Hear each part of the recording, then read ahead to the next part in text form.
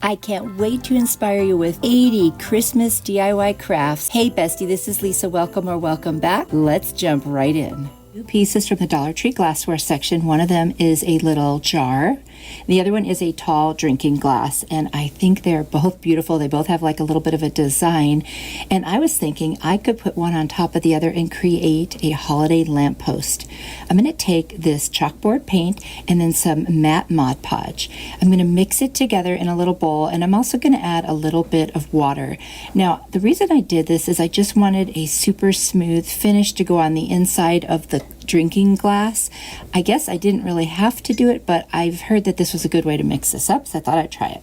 So I'm just going to paint the inside of the glass all the way, the bottom, all the way up the sides. And once I get that painted, I'm going to set it aside and let it dry.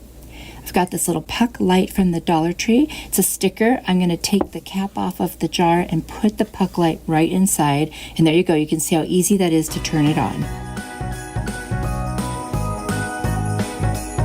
Next, I'm going to take these little mini pics from the Dollar Tree and I'm going to cut them down and make a swag and just tie the center with some jute twine, and then I'll cut off the excess twine. I'm going to glue it to the part of the glass where it meets the lid. Now, just to let you know, later on I took it off and put it on the actual glass that stands up. But in the meantime, I'm going to take these cute little bulbs. They came on a garland from Michael's. I got one of the Michael's grab bags and this was in there. And I just tied two of them together. They had kind of a fun design on them, like a little surface texture thing. And I hot glued it to the swag. Then I'm going to take two little poinsettias that I had on a pick. I'm just going to put them right on that swag as well. Now, once I take the swag off the spot on the glass later and put it down on the glass, this stuff all stays together. The only thing that comes apart is the part that was sticking to the glass. And I decided to take one of the little shiny bulbs that was on that garland and add it right to the middle. Things do look better in threes most of the time. Now I'm going to do another coat of that paint on the inside of the glass. And I do like the way it's looking. Now, of course, the glass side that I'm not painting is very shiny, so it's going to look good no matter what you do. And then I'm going to take my heat tool from Amazon. I'm just going to help the drawing a little bit.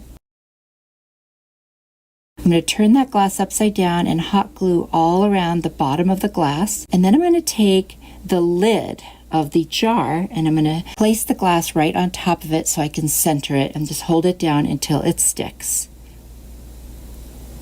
And then all that's left to do now is screw the glass right on, and look at this beautiful holiday lamppost. You know, you could make these lampposts for any time of the year, but this just turned out so pretty and so easy. Let me know what you think.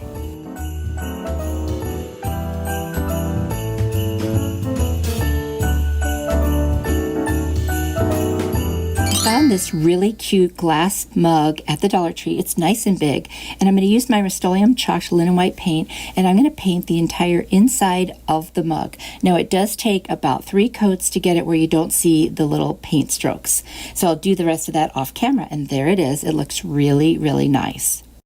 And then I've got this cute little hat that I think was either from Hobby Lobby or the Dollar Tree. It's a snowman hat, so that was perfect. I'm going to take a marker and I'm just going to do eyes and a mouth and just kind of draw it out where I want it to be.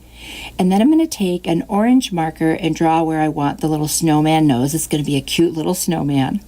But then I'm going to take my chalkboard paint and a very, very, very fine point art brush, and I'm just going to paint the eyes on. This gives you a lot of control. The point is almost like a pencil, so you can definitely, do this very easily.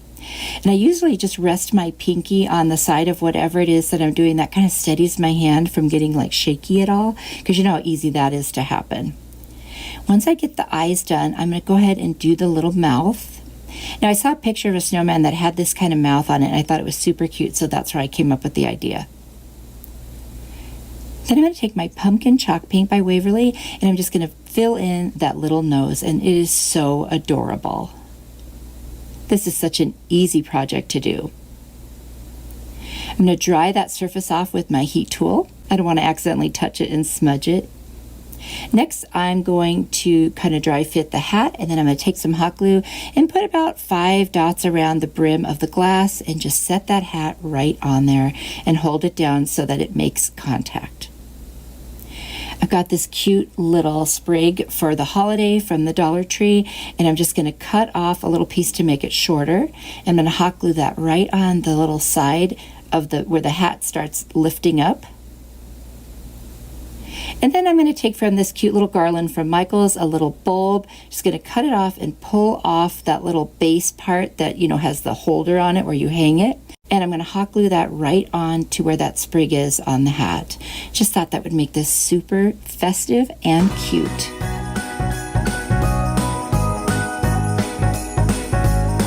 I love how this is turning out so far. And then the last thing I'm going to do is just pull off some berries from this little berry pick. I'm just going to find the right little bunch that I want, and then I'm going to figure out how it would lay the best on the hat. I'm going to put some hot glue on it and set it right there next to the little bulb. And that's it. This one is done, and it is so cute. You could put this on a tier tray, on a shelf, in your kitchen, anywhere you want. This would also be a very cute gift idea. Let me know what you think.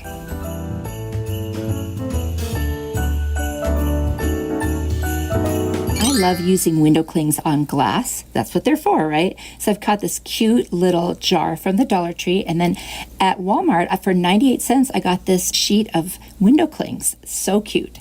So I'm going to put a red ornament on one side, and by the way, since it's glass you don't need anything, it'll stick perfectly. And then I'm going to put one of the green ornaments on the opposite side, and it's cute because they all have kind of like snowflakes in them. And then on the two remaining side, I'm just going to pick two different snowflakes from this sheet of window clings. I'm going to put one on each of those remaining sides. Bestie, if you have enjoyed this video, please hit the like button, as it does help my channel and it tells YouTube to show my videos to more people. And of course, that helps so much. I truly appreciate it. Also, if you are watching and you are not a subscriber, why not? It's free. Go ahead and click the subscribe button. I would love to have you become one of my besties. Now that all four sides are covered, I've got these fairy lights that I get on Amazon. They're always in my Amazon store along with all my other favorites from Amazon. And it comes like 6 in a pack. It's a very good deal.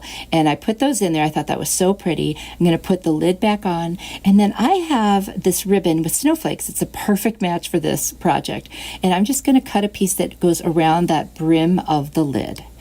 Once I get the size that I want, then what I'm going to do is just hot glue it 4 different places so that it will just stay on there nicely. I'm not going to use a ton of glue, just a little bit, just so that it will stay in place.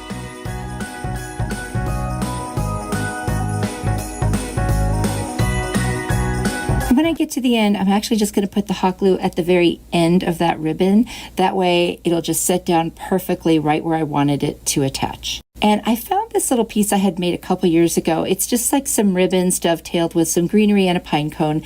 And I thought, you know, that is the perfect piece to put right on the lid. You can still open and close the lid, no problem. And it's very festive and pretty. So I thought that was perfect, and I just had it sitting around.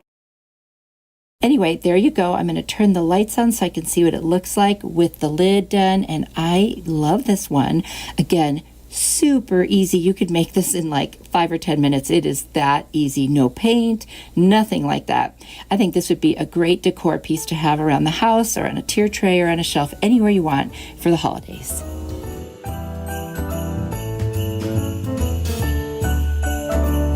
Adorable glass canister at Dollar Tree. I knew exactly what I wanted to do with it. I'm going to take my Crimson Waverly chalk paint and my Rust-Oleum Linen White chalk paint.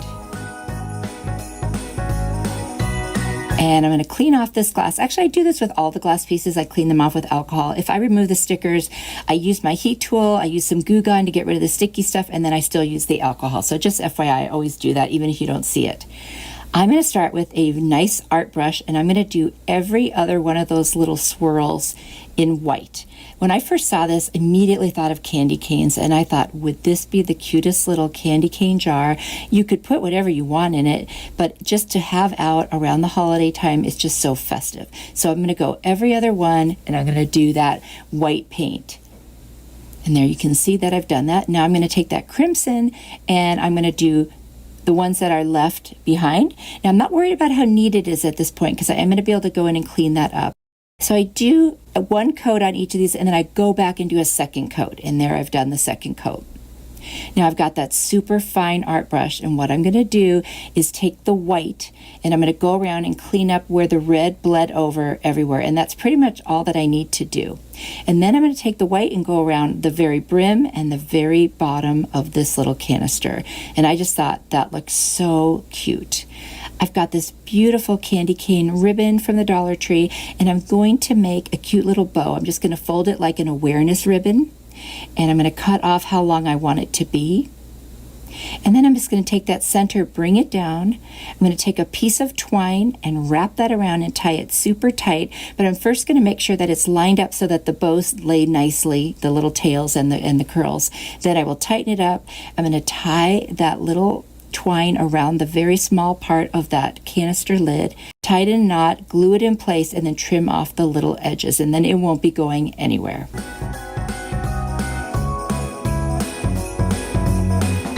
I'm going to trim the tails on my bow with an angle cut, and then I'm just going to make sure that my bow looks nice.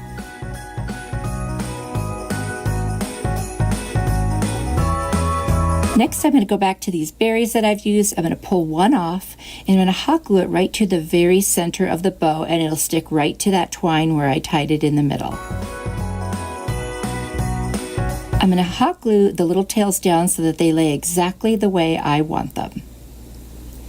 And this is so cute. And I'm thinking I might just put like some sweetener in there. Since you can't really see through it, I don't need to put in candy canes, but I think a little bit of sweetener on my coffee bar would be perfect. What do you think?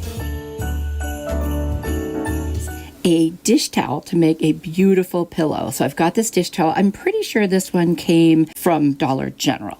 Anyway, I love those little pom-poms on the end. So I'm just going to kind of play with folding it so it's going to be, where I want those pom-poms to, or tassels to actually sit. So I'm kind of folding up the bottom and just positioning it, because once I get it set, I will know where exactly I need to glue. And this is a no-sew pillow. Of course you can sew it if you want. I'm going for quick, easy, cheap. So I'm just going to start hot gluing the pieces together. And so what I'm going to do is I'm going to seal up both of the sides except for a small portion, and then all across the top, that piece that rests across the the bottom where the tassels are. So I started with the two ends on the shorter piece that's folded over, as you can see. There is such thing as fabric hot glue as well, but I have found that you don't really need to use that. I just use my regular hot glue. So do whichever you feel comfortable with. You could also use Beacon fabric tack glue, which I do sometimes, but it doesn't dry quite as fast as hot glue, and I was going for a little bit of a faster result here.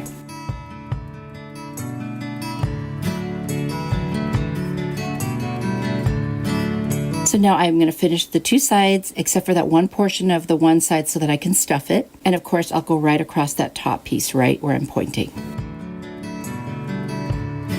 So now it is all glued except for that one opening. And what I'm going to do is I've got some old pillow stuffing. Whenever I have a pillow I don't need anymore, I'm not going to use it, I will take the stuffing out of it and save it. So I'm just going to start pulling it apart. And I like to push the stuffing into the corners first, because that seems like the part that never gets enough stuffing. And I just kind of push it into the corners, and then I do the parts in between. But that way I know that the corners are covered. What's nice about using a dish towel is this particular fabric is nice and thick, and so it doesn't show lumps very much, and I love the way that looks. Now I'm going to take that opening and I'm just going to push the stuffing in a little bit and just hot glue it. Now I didn't do the kind of a seam where you fold it in. You'll see that in another one I'm doing, but on this one I like the look of those seams just being glued together like this. Super easy and quick. And pillows are not cheap these days. So this one is on the smaller side, but I'm okay with that. I don't necessarily want huge pillows. All my dog does is knock them on the floor anyway. Anyone else have that problem with animals? So I figure if they're small, it's easier to deal with. And there I am, just finishing sealing up the end. And you know what? That's it. That is how easy this one is. This might be my favorite today. Anyway, you'll have to let me know what you think. I just love how pretty and fresh. It's farmhouse, it's Christmas, and there I've got a pillow that cost me just a couple of dollars total. I mean, how nice is that? can't be the only one who has some old pillows around. Maybe they came with a bed set and you don't use them anymore, and this one's a little mushed up. But I've got this fabric from the Dollar Tree. You can just buy it very inexpensively. I think it was $4.99 for a good chunk of fabric. And I'm just going to put the corner, I'm going to open it up and put the pillow up in the corner, pull down that corner piece, wrap it around, and figure out how much I will need to tie this around, and then cut another little corner kind of triangle piece on the bottom. So this is just me kind of dry fitting it and seeing how it's going to look. Still have all that fabric on the bottom. I'll tuck in the sides, and now I can see where I need to cut my little V or triangle on the bottom, and I can save that fabric for something else. There's still quite a bit left. Now I'm going to untie it because I've got the piece that I need. I'm going to take a little, my Easy Press mini iron. You can use a regular iron. It doesn't matter. And I'm going to get some of those wrinkles out. Now I'm going to put the pillow back in that corner, and I'm going to pull down one of those triangles, and I'm going to hot glue it right to the pillow. I'll never use this pillow again. This is the only way it's going to get used, so I'm bringing it back to life, which is a really great way to repurpose an old pillow. I'm going to hot glue down the sides, and then I'm going to start hot gluing down the back side as well, because I don't want it to wiggle around and get wrinkly when I'm working with it. So just going to add some hot glue and then kind of tightly pull it back over and smooth it out while it's still wet. I'm going to add some more and just keep doing that till I get that pillow nice and glued down.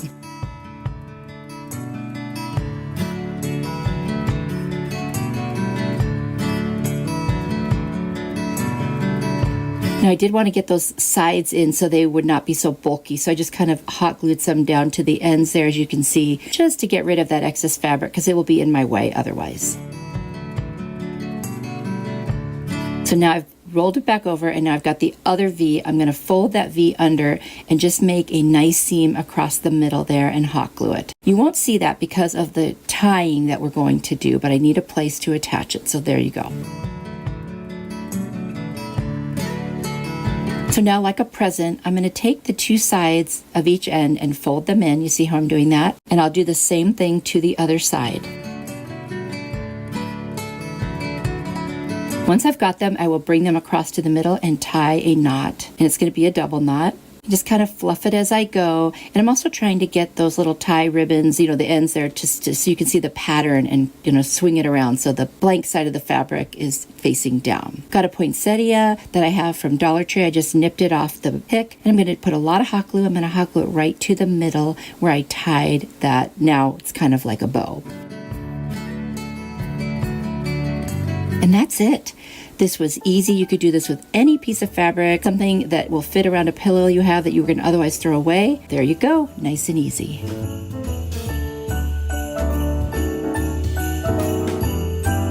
Making removable pillow covers. So this little pillow I got at Walmart, and then I've got some fabric, some yarn, and a little piece of a tie from an old pair of pajama pants, and then this dust cloth from the Dollar Tree. I'm going to open up this fabric. It's a nice neutral color, and I'm just going to measure and see how much I need for this little pillow to cover it. So we're going to make a slip cover.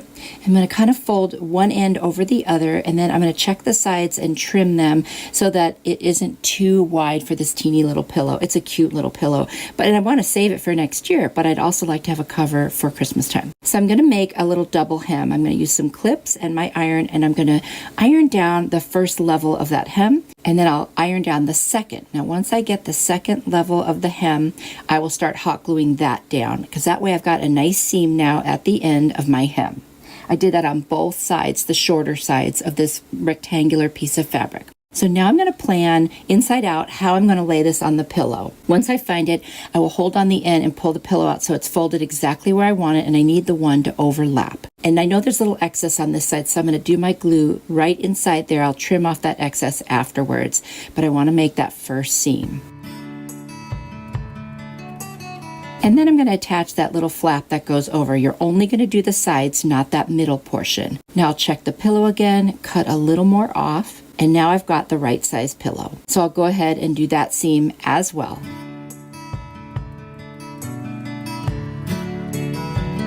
Now do that all the way down the side. So now both sides are completely glued. And once they dry, I'm going to stick my hand into those points in the corners, and I'm going to push them through. And now we will have the pillow cover the right side out. And you'll see how nice the seams are. And of course you can press this down if you want around the edges, but the pillow is going to fill it up. So now I'm going to open it up and start stuffing the pillow in very carefully. And by the way, that hot glue just stays so well. And I've washed my pillow covers. I just don't do it in hot water or on a high heat at all. In fact, I usually let them dry naturally.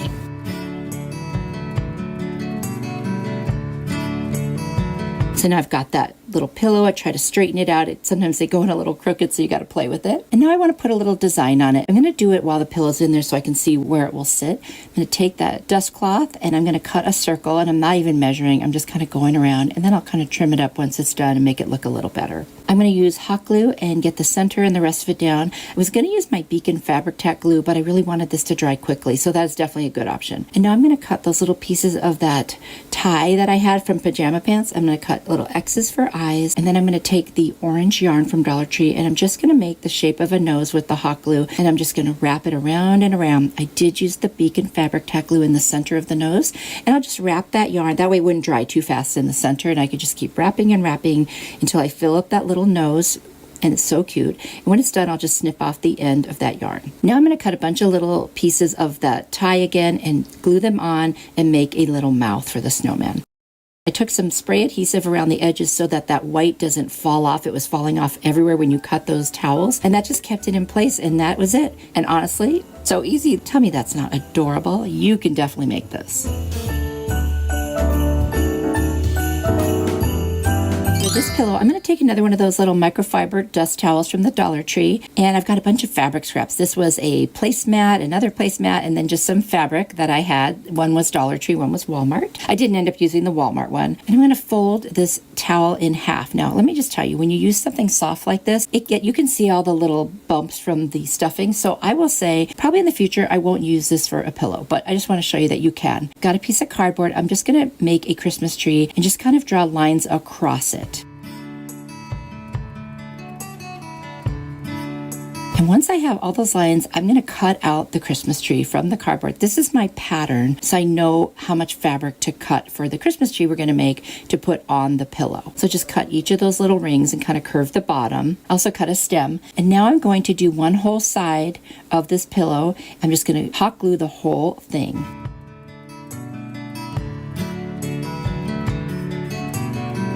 And then I'm going to do all of the other sides except for a small piece I'm showing you here that I'm going to use to stuff the pillow. So now that's done, I need to turn it right side out because this way we won't see the seams on this one because of the kind of towel it is. I want that on the inside. But you don't have to, that's your choice.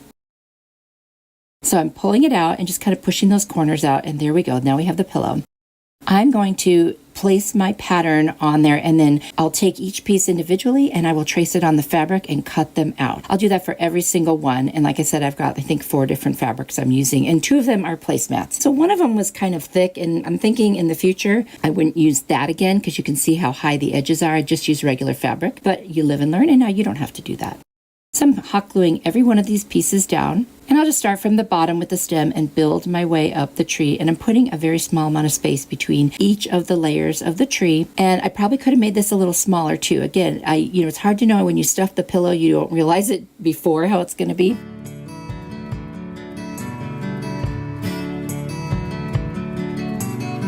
Now I'm going to take that stuffing and just start stuffing in the pillow, going in the corners first and then filling in the rest. And like I said, this fabric shows every little lump. So it's a nice little cozy pillow to hug or whatever, but it's not as attractive maybe to put out on your nice furniture, but it's super cute. Anyway, that's something. I think maybe making really small pillows, like to just kind of put as accents on a shelf or a tier tray, this kind of fabric would be okay. But going forward, I think those placemats or the bigger ones would be a little bit better, or a nice heavy-duty fabric. Sealing up the sides, I am folding over the edges to create that sealed hem, as you can see here.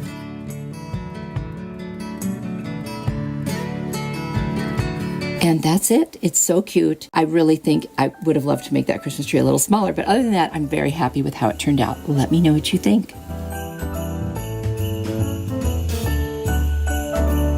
Miss Cork Ornament. I am going to take 6 of the corks. I've got a little wooden star from the Dollar Tree and another little piece that I had gotten somewhere, and then some more of that twine, and then I have Epsom salts, which by the way you can get at the Dollar Tree. I just happen to have some from Kroger. And I'm going to take my Rust-Oleum white linen white chalk paint, and I'm going to paint that star, and then I'm going to use this brushed silver on that little star that I have. And you can find these little stars at all different craft stores. It's not something that you can't find anywhere. You can find a better one than the one I found. And I'm just gonna hot glue the little teeny star right on top, and that will become like the center of this. It's a snowflake cork ornament. So now I need to cut all of my pieces. So around the ends, there's 2 of them, and there's 6 pieces that stick out. And then there are 6 more pieces in the center.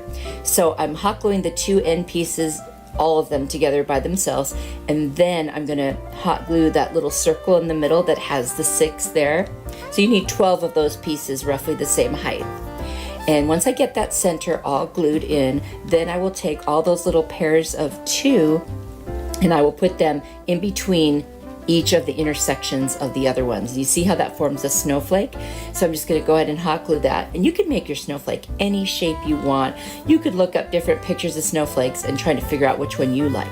I'm gonna put Mod Podge all over the top of this, and then I'm going to sprinkle my Epsom salts all over it. And that's gonna give it the look of snow. Now I won't make you watch me do the whole thing, so here I am just finishing that off. And then I kind of tap off the extra snow. Now I'm gonna hot glue the snowflakes that I had right on the top to cover that hole in the center. Isn't this cute? And then I'm gonna put some more Mod Podge on the snowflake and add a little bit of the Epsom salts on there. I figured that should have snow as well. Then I'm gonna turn it over and I'm gonna do everything that I did to the front except for that snowflake in the center to the back. Just gonna put that Mod Podge down and drop the Epsom salts and tap it off. Then I'm going to take this cute little white ribbon and I'm just going to tie a knot, and I'm going to hot glue it right on to one of the points of the snowflake. I'm just going to put it all on the side where I had that excess ribbon there, and then I will cut off the little extra pieces once I've hot glued it down, and that's it. Super easy, it's beautiful, and it's going to look so nice on the Christmas tree. And again, what a beautiful gift this would be. I love it. I've seen so many different kinds of snowflakes, but I like this one. It's really cute. I mean, there's a lot of wooden ones, but I like the cork. It's just a really cool texture. Let me know if you've ever seen one like this. This pine cone DIY is going to be so easy. All it takes is 1 pine cone, some ribbon, and I'm using berries, and a couple frosted leaves. And what I'm going to do is make a cute little bow. So I'm going to take the ribbon, and because it's one-sided, I'm just going to kind of roll it up about 5 times so that the loops are the same size, and I'm leaving some for a tail. And then I will cut off, after I do that, enough for the tail to match the same size as the first tail. This is like kind of a non-traditional little bow that I'm making. I hope you'll check out my Amazon storefront where I keep most of my favorite crafting supplies. I'll put the link down in the description box for you.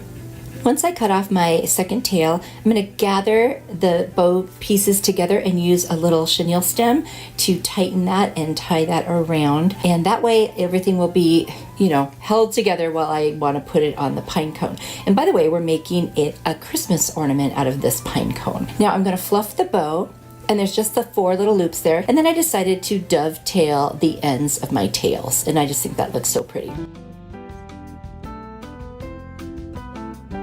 Now, I don't like the way it's laying for this kind of a piece, so I'm going to hot glue the bow kind of down towards the tail so that when I set it on the pine cone, it'll set the way I want it to. I just didn't want it like way up high. I wanted it a little more facing forward, if that makes sense. You can see what I'm doing right there. I'm going to take my gold metallic paint by Folk Art, and I'm going to paint, the little petals of the pine cone in the gold. I think that'll look really pretty with the ribbon and then with this white and gold baker's twine. So I'm going to take some just below the bottom of the pine cone, which we're going to use as the top for hanging the ornament. I'm going to wrap the twine around several times, and then I will hot glue it again, create the loop for my hanger, and then wrap it around the other side and hot glue it. So now I have a nice little hanger that's wide enough to get on the tree, and also will be hidden by the bow and everything, so where it's attached you won't even see that when it's all done. And you'll see that here in just a minute.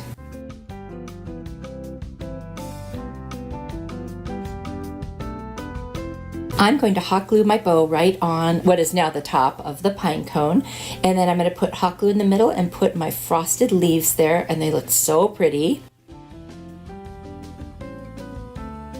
And once that is attached, I'm going to take these berries, I'm going to cut them down to a size that I think is more in proportion with this ornament, and I'm going to hot glue them right in the center of the leaves. Then I'm going to take my Arteza red marker and just cover any of the little white spots on the berries from where I cut them apart. And I love how easy and beautiful this ornament is. You could do so many variations with the ribbons. Let me know what you think.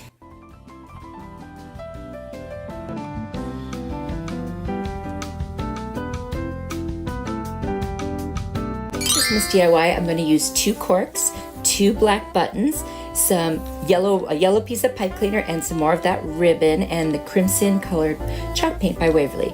And I'm going to paint both sides of my buttons, and then I'm going to use my heat tool from Amazon to dry it. You know, it's my favorite tool. I say it every time. And then I'm going to take a pokey tool and make a hole in the top of each of the little corks. And then I'm cutting 2 little pieces of the yellow, and then I'm just going to shove them in there and then add a little hot glue at the top to secure it. And these are little candles, and that is the little fire or the wick. Now, the buttons are going to be the little candle holders. So you'll see here, I'm just going to put each cork on the little candle holders. Then I'm going to snip some of this cute little frosted greenery, and I'm just going to put little teeny pieces all the way around it and hot glue. No rhyme or reason, just whatever looks good to me. And I'm going to do that to both of them. And then I'm going to take this little half piece of the ribbon, and I'm just going to make a cute little awareness bow, crisscross it, and I'm going to use some hot glue because it's so small. It's hard to do this and keep it in place. And then I'm just going to hot glue in place, and I'm going to take a little bit of twine and make a cute little shoestring bow to hot glue right over the top of that. And I'll do the same to both candles. You guys, another super easy but adorable cork Christmas ornament. I absolutely love them. It's like making little miniatures, you guys. It's so much fun. And wait till you see how cute they are. Isn't that adorable? And the way I put the twine around it almost looks like it's like a little lantern, or it's got a handle. So you can put your twine on any way you want, but I absolutely check ribbon that I have 3 different widths and 3 different qualities. Now the 2 bigger ones are wired and more expensive, but I'm going to use the Dollar Tree one for this. I'm also going to use a little bit of a bell kind of a twine and 1 little teeny silver ornament, which I'm going to paint with the metallic, brushed metal silver, so it's a little shinier. I'm going to take the buffalo check ribbon, and I'm going to figure out about how long I want it to hang below the little ornament. The ornament's going to be a head, so I'm going to cut 4 pieces for the body. It's actually going to be a little Christmas angel. And then I'm going to cut 2 pieces for the wings, and they'll be a little shorter. I'm going to hot glue the 2 ends together to make like a loop. And I'm going to do that with all of my pieces that I've cut. Besties, if you're enjoying this video, please hit the like button. It tells YouTube to show my video to more people, and I would really appreciate it. Also, if you're not already subscribed, go ahead and hit that subscribe button and turn on the notification bell. So the first thing I'll do is turn the ornament upside down, and I'll glue the first 2 to the front, or actually that's the back, I believe. And then I will put the wings on, 1 on each side, and then I'll put the other little loops for the body over that seam, so that way it covers it up. And now you can see the little shape of the angel. I'm going to take this little garland with the bells on it, I'm going to wrap it around and make a little halo, and then I'll leave enough on the bottom to hang down so I can attach it. So I'm going to snip it, and then I will just make sure it's going to fit on top of my little angel. And once I see that it will, I'm going to paint that garland. It's like wrapped in kind of a brown paper. I'm going to paint it with that brushed metal silver so that it matches the whole thing.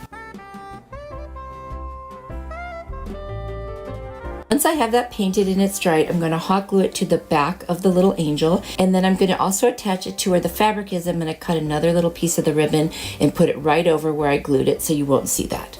And then I've got this kind of like, I don't know, silver leaf sticks. I don't know what they are. Anyway, I'm going to cut a couple pieces off that, little teeny pieces, and hot glue them right under the angel's head. And just kind of makes for a little decoration there. Also covers the seam from where I put the ribbon. And I'm going to take 1 little red berry off of a pick and glue it right between those 2 little silver things. I guess they're little stems, I don't know. And then I've got this black and white baker's twine. I'm just going to string it through, and I'm going to make a knot and cut off the end, and that will be the hanger. And I'll just put a dab of hot glue there to make sure it stays. This was so easy. Imagine the possibilities with all different ribbons you could make with this. So cute.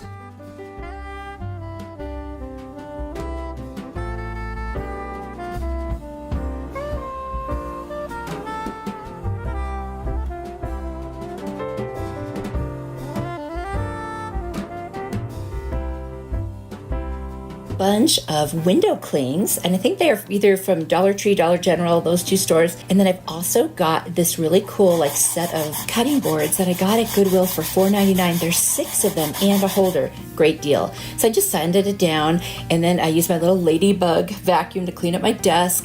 And then I've got a mister. I just fill it with water and just lightly spray it over the wood. And I'm going to use my Rust-Oleum white linen white chalk paint. And I'm going to do like a whitewash on both sides.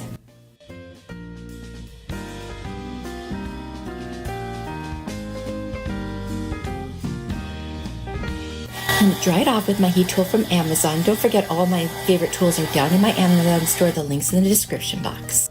So now both sides are painted and dry. I'm going to take a little bit of painter's tape and just kind of eyeball across, and then I thought better of it, well, let's measure it and see. I don't know, do you guys do that too? You think you can see evenly, and then it turns out, this time it worked. I'm going to use my Crimson Beautiful Red chalk paint from Waverly, and I'm going to just paint the top portion. And you notice I'm painting away from the tape, and look, it gives such a nice crisp line. I love doing that.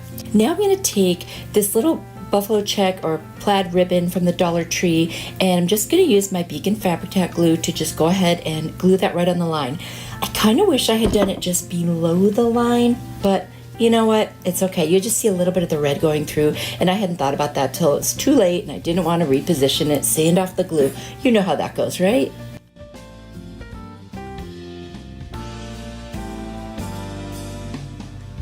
I'm going to snip off the ends with my scissors just to have a nice clean line there. I didn't want to wrap it around this time. There is the window cling I'm going to use. Isn't he a cute little snowman with a buffalo check Christmas tree? I'm going to fussy cut around it so all you see is the snowman with the tree and presents. I'm going to lay some Mod Podge over the top of both the red and the white paint.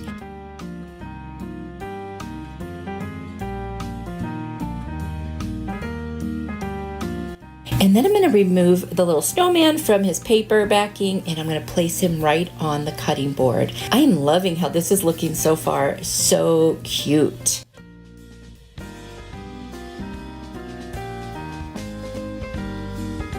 I'm going to cover the top with some more of the Mod Podge. That way he'll be sealed in, and although I won't use this cutting board, I will put it up as a decoration. I'm also going to add some more of that ribbon in the hole on the top. And I love him. Look how cute. Do you guys think he's adorable too? He's going to look so cute with my cutting board collection that I have started. I've already got 2 now for winter, and who knows, I might add another one. We'll see. I'm going to use these 4 wood coasters that I got at the Goodwill. I think it was $2.99 for all 4 of them. Really nice thick wood. And I'm going to use those window clings you just saw. And I'm going to make the cutest little coasters. I've also got this placemat from Dollar Tree that's like a waterproof kind of like almost plastic. So I'm just going to cut out for the back of them to make that what the coasters sit on so it doesn't scratch anything. I'll cut 4 pieces that are a little bigger than the bottom of the coasters. I'm actually using the back side of the coasters because there was an engraved M that I would have had to spend a lot of time sanding it off, and this was so much easier. I'll give the back side of the coasters a very light sanding just to make sure that the surface is smooth. Then I'll take my Rust-Oleum linen white chalk paint and do 2 solid coats around the front, the sides, and just a little bit around the back. I'm going to take my Mod Podge and I'm going to cover the front before I lay down the little window clings.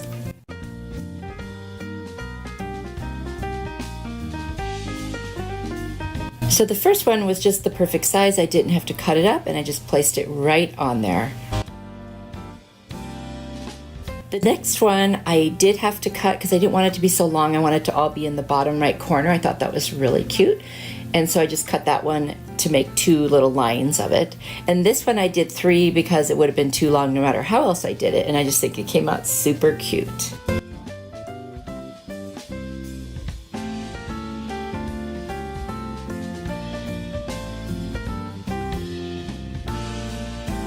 And then for the last one I had to make 1 cut, but it's still really cute.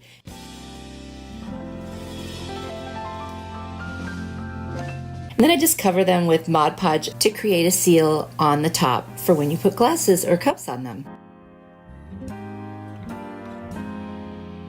Now I'm going to take my squares that I cut out for the back, and I'm just going to use hot glue to get the first side on so it stays in place right away. And then I'll use my Beacon Fabri-Tac glue to glue down the rest of it.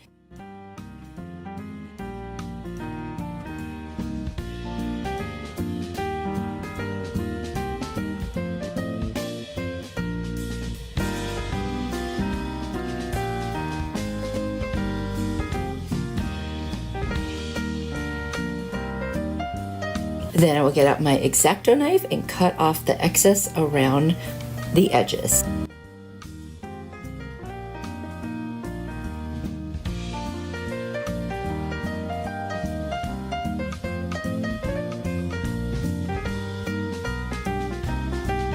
And that's it. This one is done and it's so cute. And then I got a really cute ribbon with a red truck on it and tied them all up for when, you know, they're just sitting and not being used. But I love them. You have to let me know what you think.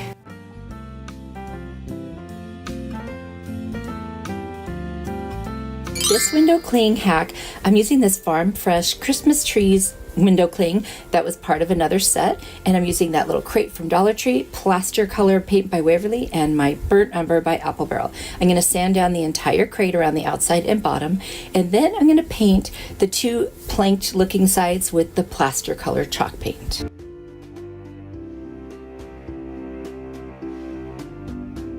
Then I'm going to take my burnt umber and I'm going to take my mister and I'm going to spray a little water on the places where I'm going to paint with the burnt umber just so I can create a faux stain, and then it won't go on quite so heavy, and then I will wipe off the excess. And I'm going to do that on both sides and the bottom and partially inside the part you will see, and you'll see that in just a second here.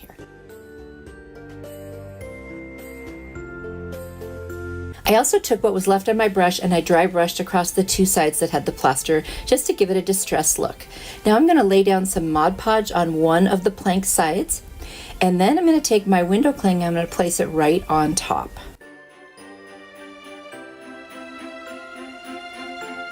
Once I have that position where I want it, I'm going to take my brayer and just roll it across to make sure that it is adhered really well to the surface.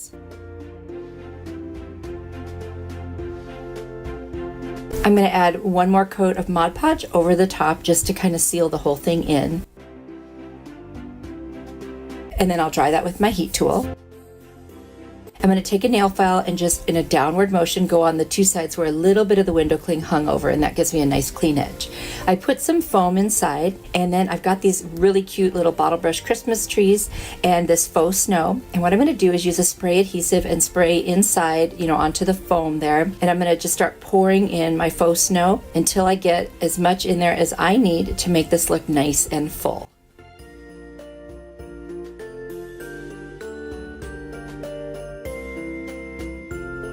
I'm going to take my trees and I'm going to hot glue on the bottom and then make a little space so it's not right on the snow, but it's more on the foam or the part that's glued to the foam. And then I put the green flocked one in the middle and then the two white flocked ones on either side. This is such a super easy project and it is adorable. I did not put anything on the trees since it said it was like a Christmas tree farm, so they shouldn't be decorated yet, but I absolutely love this one. You'll have to let me know what you think down in the comments. It was super easy to make.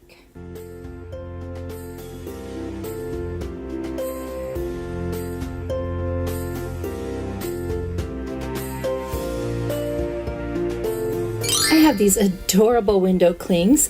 One was from Dollar General and this one is from Dollar Tree. And on the back side, it's got these kind of puffy stickers, which I'm going to use some of those too. And I'm going to make 4 Christmas ornaments using these clear plastic ornaments. I believe I got those in my Michael's bread box or whatever. Like such a good deal. They were $5 for the box and tons of stuff was in there. So here's all the little pieces I've already cut out. And so for the first one, because this is round, you know, an ornament, I need to cut this one into pieces because it's just really hard to make it lay perfectly flat. So by cutting into pieces, it really helped. The hardest part was lining up each piece because the curve kind of throws things off. But anyway, I made it work. I just got the back of the window clings a little bit wet and then, you know, worked on them to get them onto the ornament. And I put one on each side.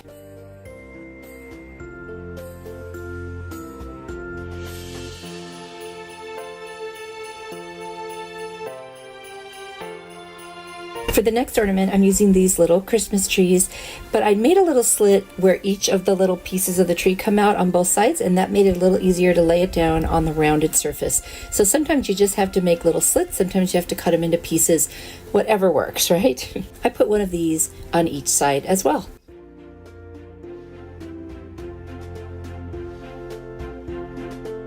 Here they are, all 4 ornaments. I didn't show you all of the ones I did, but because it's the same process. So I put the little window clings on there, and now I'm going to fill each ornament with something different. So for the Christmas tree ornament, I'm going to use these silver kind of glittery branches. I'll cut them into little tiny pieces and just put a bunch inside the Christmas tree ornament to give it a little more interest. And the little tops pop right off super easily.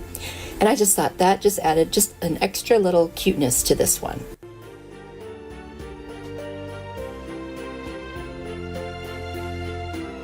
For this one with the little gingerbread thing on it, I cut out these little frosted leaves. I believe those were from Hobby Lobby last year on clearance. So I just snipped little pieces and I stick those right inside this ornament. For the candy cane one, I have this beautiful candy cane ribbon from the Dollar Tree. I just cut it into little pieces and put a bunch of them inside there, and I thought that was adorable. And now for my peppermint ornament, I'm going to put this faux snow in there, and I just think that's so pretty. I'm going to take them all outside and spray them with a clear glaze. I love the way these turned out, so fast and easy, and I bet you could do these with grandkids or kids. I just think they were super fun.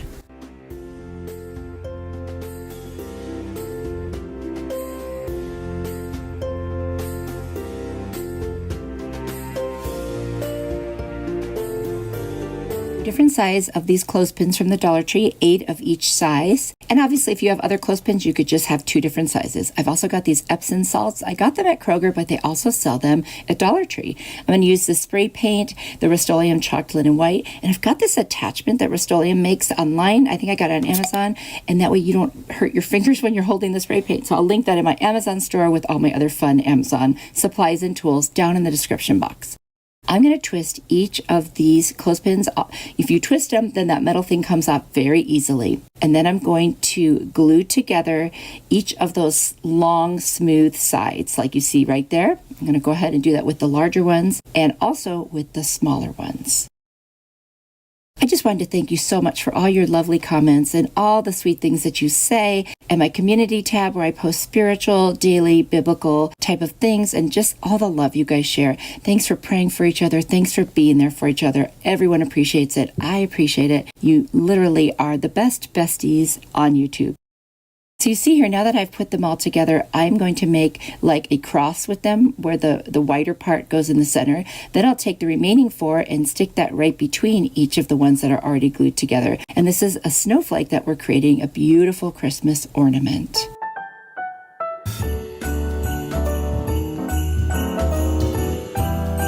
See how easy this is? Next, we're going to take the little ones and do the exact same thing. It's going to look like a little mini snowflake. So we'll do the 4 crisscross, and then we'll add the other 4 into the intersections of the ones we've already done. Then I'm going to put it on top and just make sure that it is a diagonal in those openings of the one on the bottom, and hot glue it right on there. See how each end fits right in those openings? And then I'm going to take it outside and spray paint both sides and let it dry. Now that it's dried, I'm going to take a piece of that golden white twine, put a teeny tiny bit of hot glue on the end so that it's very hard and I can poke it through a hole in the front of the snowflake there. And then I'm going to make a knot on the back where the 2 pieces meet and hot glue it right down. And now I've got an awesome little hanger, and I'll cut off the excess and then I'll glue it down. I thought I did that in the opposite direction, but there you go. Now I'm going to put Mod Podge all over the front and then again on the back once I finish the front. And I'm going to take the Epsom salts and I'm just going to sprinkle it all over, and it just sticks really nice. I'll tap off the excess, and then I've got this cute little like tinselly garland. I'm going to wipe away some of the Epsom salts, put some hot glue right in the middle, and make that into kind of a little circular thing and clip off anything excess that is on it so it's not too fuzzy. I think this one turned out gorgeous. It just might be my favorite. You'll have to let me know what you think. So easy.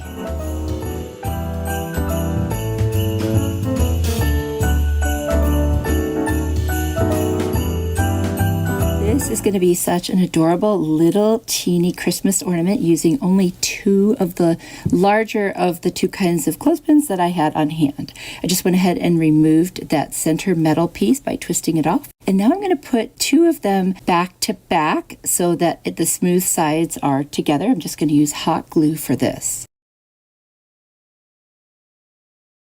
Next, I'm going to take the kind of flat pointier side and I'm going to put it up higher than the other ones that are already glued together. You can see what I'm doing, just kind of lift it up a little bit, and I'm going to glue it right there. I'm I'm going to do the exact same thing to the other side. And this is creating a little Christmas tree ornament. I'm going to take my Fern Waverly chalk paint. I'm just going to paint the part that is the tree, not the trunk. And I paint both sides and the insides. And then I'm going to take a little piece of a mop head, just tie a knot, trim the ends, and I'm going to hot glue it right in that opening at the top of the tree. And this will be the hanger. So easy. Next, I've got this, it was like a tinsel garland and had little stars on it. So I just cut off 2 stars and I'm going to glue one on the front and the back. And that's it. You could put little pom-poms or things on it to maybe put ornaments. I decided to keep it very simple, but honestly, do whatever you like. You could really embellish this one. For the next little teeny clothespin ornament, I'm going to use 3 clothespins, and these are the larger again of the 2 that I have. I'm just going to twist them apart and take off the metal pieces. The first thing I'm going to do is take the 2 smoother sides and put them together for one of the clothespins. I'm going to do the same thing for the second one. Now, the funny thing about this one, it's going to look like another Christmas tree, but it's not. But you could make a Christmas tree the same way if you wanted to. I'm going to take the 2 flatter pointy ends of the ones I just put together and I'm going to glue the tops of them together. Now I'm going to take the last 2 pieces, which is the last clothespin. I'm going to take that smooth side. Actually, that's not the smooth side. That's the other side. And I'm just going to hot glue it right to the flat side. You can see what I'm doing there. This was the most confusing part, is making sure I turn them the right direction. So you could always stop the screen there and look again if you need to. I'm going to use this red lipstick. It's like acrylic paint that I got from, I think it's like Apple Barrel or Folklore from Walmart. I'm going to paint the whole thing red, and once that dries, I'm going to take these little styrofoam snowflakes. And I'm going to pick a small one to be the top of, it's a Santa hat. And then I'm going to make a little tie first out of this golden white twine that I got a long time ago at Target. I'm going to glue that down, and then I'm going to glue the little snow ball, which is going to become a pom-pom for the top of the Santa hat. But you can see how if you wanted to, you could make this green and make it a Christmas tree. So just FYI, you could do whatever you want. I'm going to reinforce the back with a little more hot glue.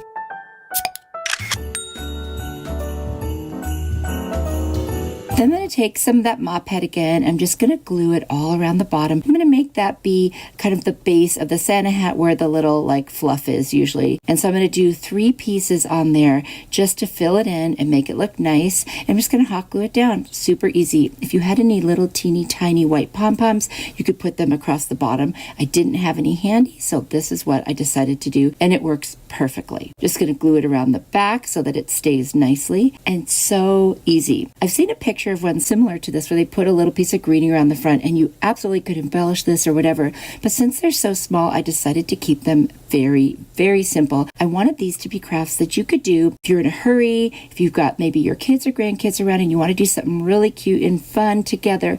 This would be great. You could make a whole set of little mini ornaments doing this.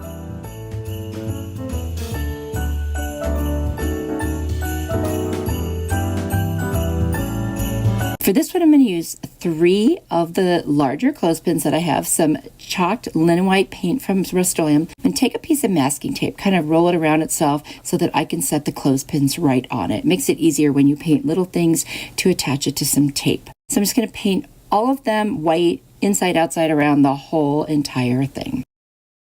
There they are. Now I've got this super fine art brush and this chalkboard paint that I think I got that one at Dollar Tree, but they sell it at Walmart as well. I've got an orange pipe cleaner. I'm going to cut teeny tiny little pieces, and honestly, they could have been smaller now that I look back, but that's okay. And I'm just going to glue those little orange pieces on. These are going to be little snowmen, and the orange is the nose. And you can see what I mean by the noses are a little bit bigger, but that's okay because our snowman has some character, and you know what? It's all for fun. So there they are. All 3 noses are on. I'm going to take that fine art brush with the black paint. I'm going to make eyes. And then I'm going to make little dots under the nose for the mouth. And this is where a smaller nose might have come in handy. You could also paint the nose on with some orange paint. That would look just fine. Or orange yarn. I probably could have done that.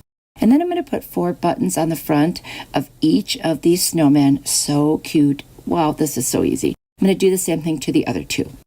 There we go. Then I'm going to take 3 different color pieces of pipe cleaner. I've got green, red, and purple. And I'm just going to measure and cut, how long it would be for a cute little scarf on each snowman. I'll wrap it around, twist it real tight below the mouth, right where the clothespin attaches, like where it opens up. And then I'll take my little nippers and just cut off the excess. And there I have an adorable little scarf, and I will do the same for the other two with the other two pieces of the pipe cleaner that I showed you. There they are. Aren't they cute? I'm going to use that gold and white twine again, cut off 3 pieces about the same size, and then I will make a knot. I'll bring the 2 ends together on each one and make a knot. First, I'm going to take this string and put it right through like the closed part of the clothespin, and then I'm going to go ahead and make that little knot, and that will be the hanger. You never need to open these clothespins because they will just hang with the twine. And look at these. Are they adorable? So easy, so fast. Honestly, there's no reason that anyone can't make these. They are just adorable. And if you don't like hot glue, you could use regular glue, whatever you like.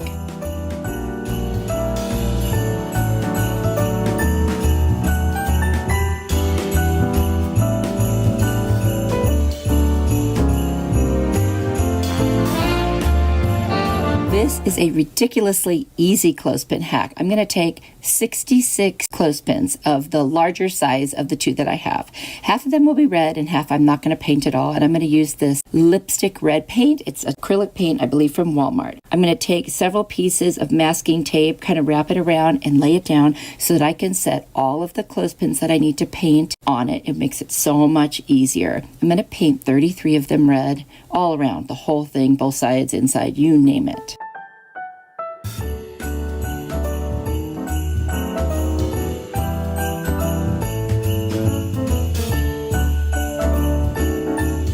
Found these paper plates at a really cute little boutique. Now, this is $6.99 for this packet. I normally wouldn't spend that much, but I just thought they were so cute. You could find paper plates at the Dollar Tree so easily for much less. So I'm going to take the red clothespins and I'm going to make it like a clock. So, you know, 1 at 12, 1 at 3, 6, and 9. And this way I know I'll start getting them even. Then I'll put one halfway in between each one, and I'll just keep doing that. You can see that way they all look nice and even. And when I get enough on there that there's spaces between, I'll take the plain ones and start fitting them in between, and you can just kind of set them, you know, move them around to get them so they fit nicely. And also I made sure that the end of the plate is right where that clothespin piece of metal kind of hit. That way they'll all look uniform on there. So easy. You can glue these on, but you don't have to. I didn't. Now I've got this gorgeous poinsettia, and I'm going to take my nippers and just cut off that excess stem. I don't need it. There's enough of a pointy part left that will work. I'm going to take an X-Acto knife, and I'm just going to make like an X right in the middle of the plate so that I can stuff that little point on the back of the poinsettia right in there.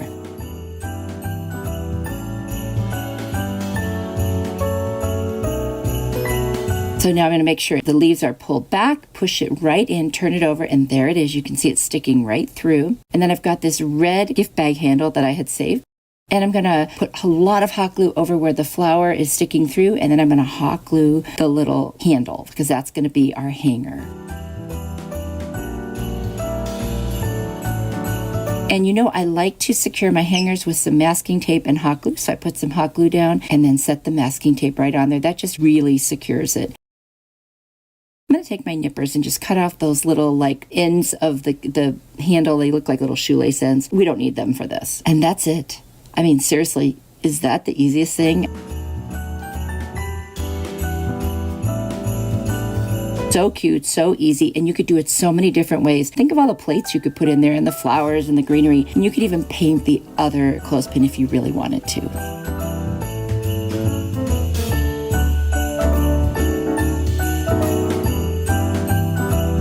For this muffin pan hack, I'm going to take this little muffin pan from the Dollar Tree, remove the tags. I'm going to use my heat tool to get rid of the glue, and then a little like scraper tool I happen to have from Cricut to get off the glue. And then I'm going to use my Waverly Antique Wax, and I'm just going to use a chippy brush, which is just an old kind of stiff brush, and I'm going to dab it all over on the front, the back, the inside, and the sides of the inside. I do switch to a little stippling brush to do the sides because that chippy brush was just a little bit too wide. You could use anything you have, and this is what it's going to look like. And you can make it as dark and dirty as you want. I'm going to use this apple barrel chestnut colored paint I got at Walmart, and I'm going to go kind of randomly around the edges and the sides and give it a rusted look. Now I've got this wreath that I got at a thrift store for $5, and it's got that cute bow on it, which I thought I would leave as a layer, and it did have some spring florals, which I took off. Now I've got this bow. It came in a grab bag from Michael's, and it's just so pretty. And what I'm going to do is just take the little tie that it comes with and just tie it on around the wreath, and then pull out the little plastic inserts. And then I'm going to make some dovetails on the bottom and just cut off some of that ribbon, and I'll save the excess for another project at another time. I don't need this one to have a super long ribbon.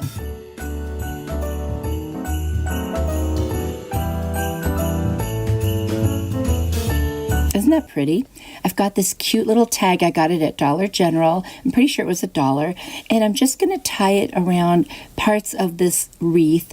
And, you know, there's sticks, so it's really easy. It's like a grapevine wreath, and you can just tie it around, and I'll tuck the knot behind. And then I'm going to hot glue it down to a branch that's right there, and that's perfect.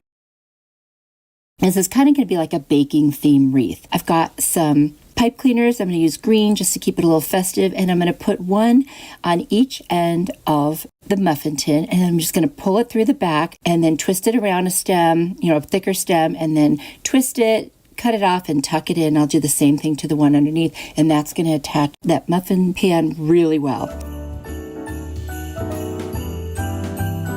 I've got some cute berry picks that I cut off from larger picks from Dollar Tree or Hobby Lobby, I'm not sure. Anything that was in my stash. And I stuck the stems through, and then I'm going to turn it over, and I'm going to tuck them in or wrap them around parts of the grapevine, and that will hold them in place. You could hot glue it if you want. I've also got a couple of pine cones. I'm going to do the same thing. I'm just going to put them in, and you can secure them with hot glue if you want, or if it feels like it's really secure, just go ahead and leave them. Now I've got one with leaves on it that I'm going to put in the center of that bow, which is just going to be such a wonderful finishing touch. You could add more to this. You could leave it just as it is, and I liked it. I didn't want to make it too busy, but I think it's adorable. You'll have to let me know what you think. So fun.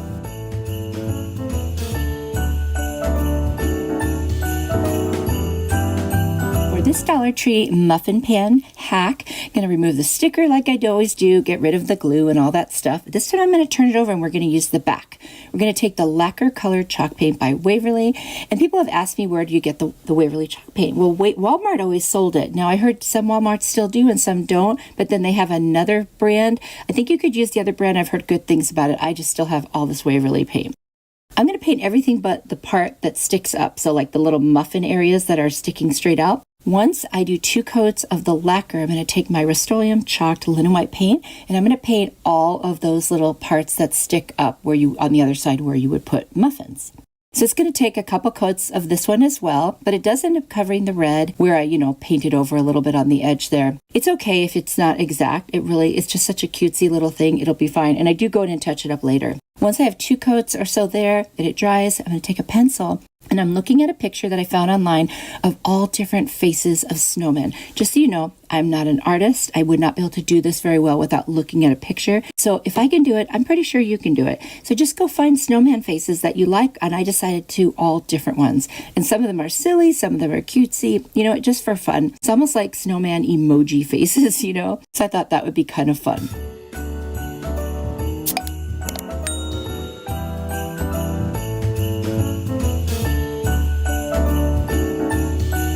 Once I've drawn them all out, that helps me to know what I'm doing if I draw it out first with pencil. Then I'm going to take my super fine art brush, which is almost like the tip of a pencil, and some black chalkboard paint that I got at Dollar Tree. And I'm going to very carefully go over all of the lines except for the noses that I did for the snowman. So the eyes and the mouth, and if there are any eyebrows I need to do. So I'll do the same thing on all of the 6 snowman faces. There they are. They're starting to look so cute.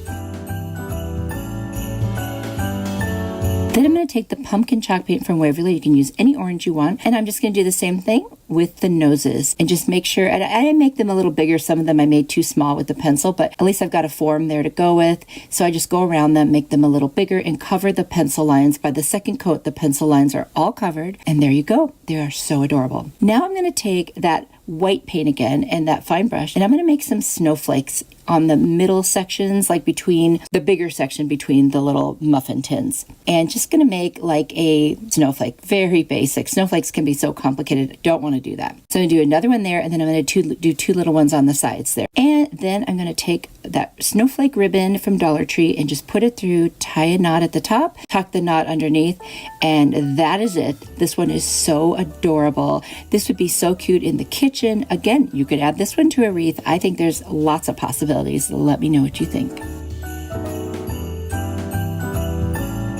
This muffin pan hack, I've already taken off the sticker. I'm going to use the Fern chalk paint by Waverly. I'm going to paint the entire front of this and around the edges. And I'm just going to use a regular brush. It takes about 2 coats to get this nicely covered. And of course, it'll dry between coats, and then I will come back and show it to you once it is all done.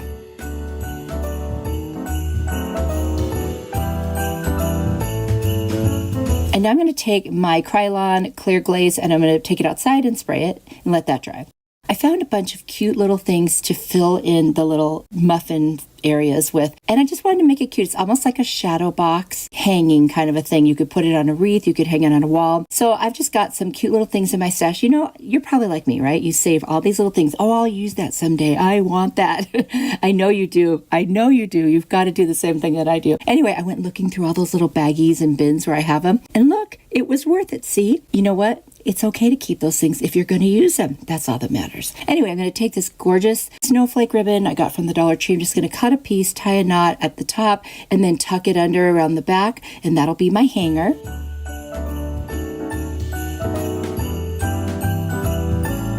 And then I'm going to take my hot glue and those first 2 little mini ornaments. I'm just going to go ahead and hot glue them right down in the first little muffin tin. Then this was something that I had that the bottom broke off, and so it was fit perfectly now. So I'm going to put that in there. Got a little pine cone, and this broke off of that. It was a little cardinal, and I think cardinals just really fit with Christmas. So I'm going to hot glue that to the top of the pine cone, and then hot glue the pine cone right in there. And then I've got these 3 bottle brush trees, and one of them doesn't have the base, which is perfect. I'll hide it behind the other 2, so it'll look like there's another tree, you know, a little bit further back in the distance. And these all just stay perfectly with a generous amount of hot glue. I've got a little foam scatter snowflake, and then a candy cane, an actual real one.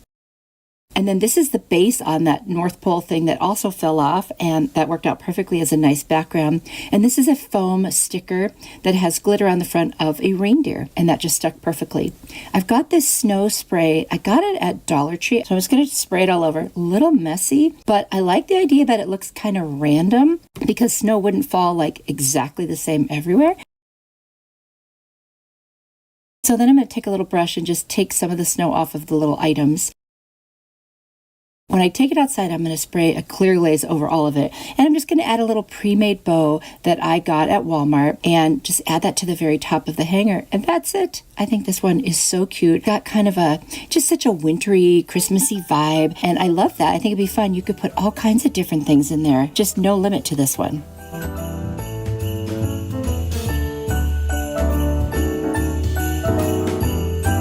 This Dollar Tree muffin pan hack, I'm going to take the hazelnut chalk paint by Waverly, and I'm going to paint the entire thing. It's going to be front and back. It takes about 2 coats. Then I'm going to take a marker from the Dollar Tree, and in one of the little tins, I'm going to write the word cookies. And then I'm going to take some chalk pen from Dollar Tree, the white one, and I'm going to write the word milk. Then I'm going to take an orange marker, which didn't work out too well, and I wrote the word carrots. We will fix that shortly. And then with a black marker, it's going to say in another one, letters to Santa. I wanted to do my own take on the little Santa trays for Christmas Eve, and I thought this would be so cute to use the muffin pans. So I'm going to use my paint, and I'm going to go over the word carrots, and then I'm going to put down some Mod Podge in the 2 open ones that don't have anything, and I'm going to use a couple window clings that I got at Walmart. Walmart had some really cute window clings, and they were only 98 cents. So just add a snowflake in there, a little bit of holly.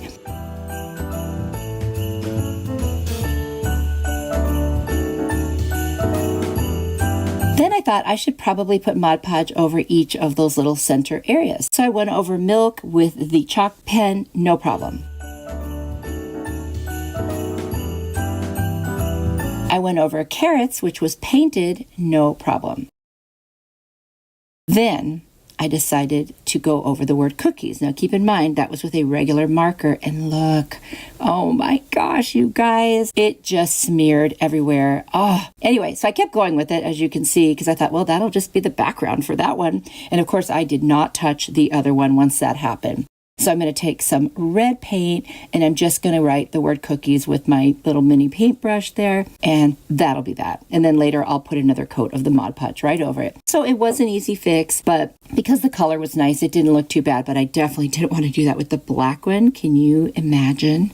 Not happening. Anyway, now I'm going to take a couple of pics that I got online from Amazon, and you can find these in my Amazon store. I have all kinds of greenery and flowers and stuff. They have some really nice ones, and oftentimes the price is very, very good. You just have to shop around. Anyway, that link will be down in my description box if you're interested. I'm going to hot glue these little ones to the top like a swag, and then the two larger ones, I'm going to do the same thing right on the bottom.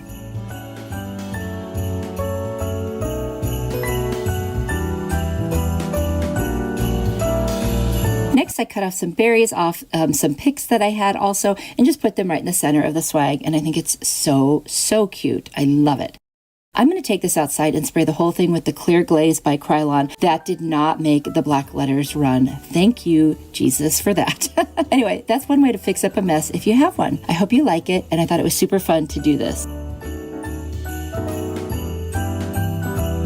Twine hack. I've got the Dollar Tree twine, of course, and I've got a furniture marker, and I'm using the color mahogany. Of course, you could use any color you want. And then I've got a little bit of a larger popsicle stick or craft stick. I'm going to take the marker, I'm going to do the entire craft stick all the way around the edges and both sides.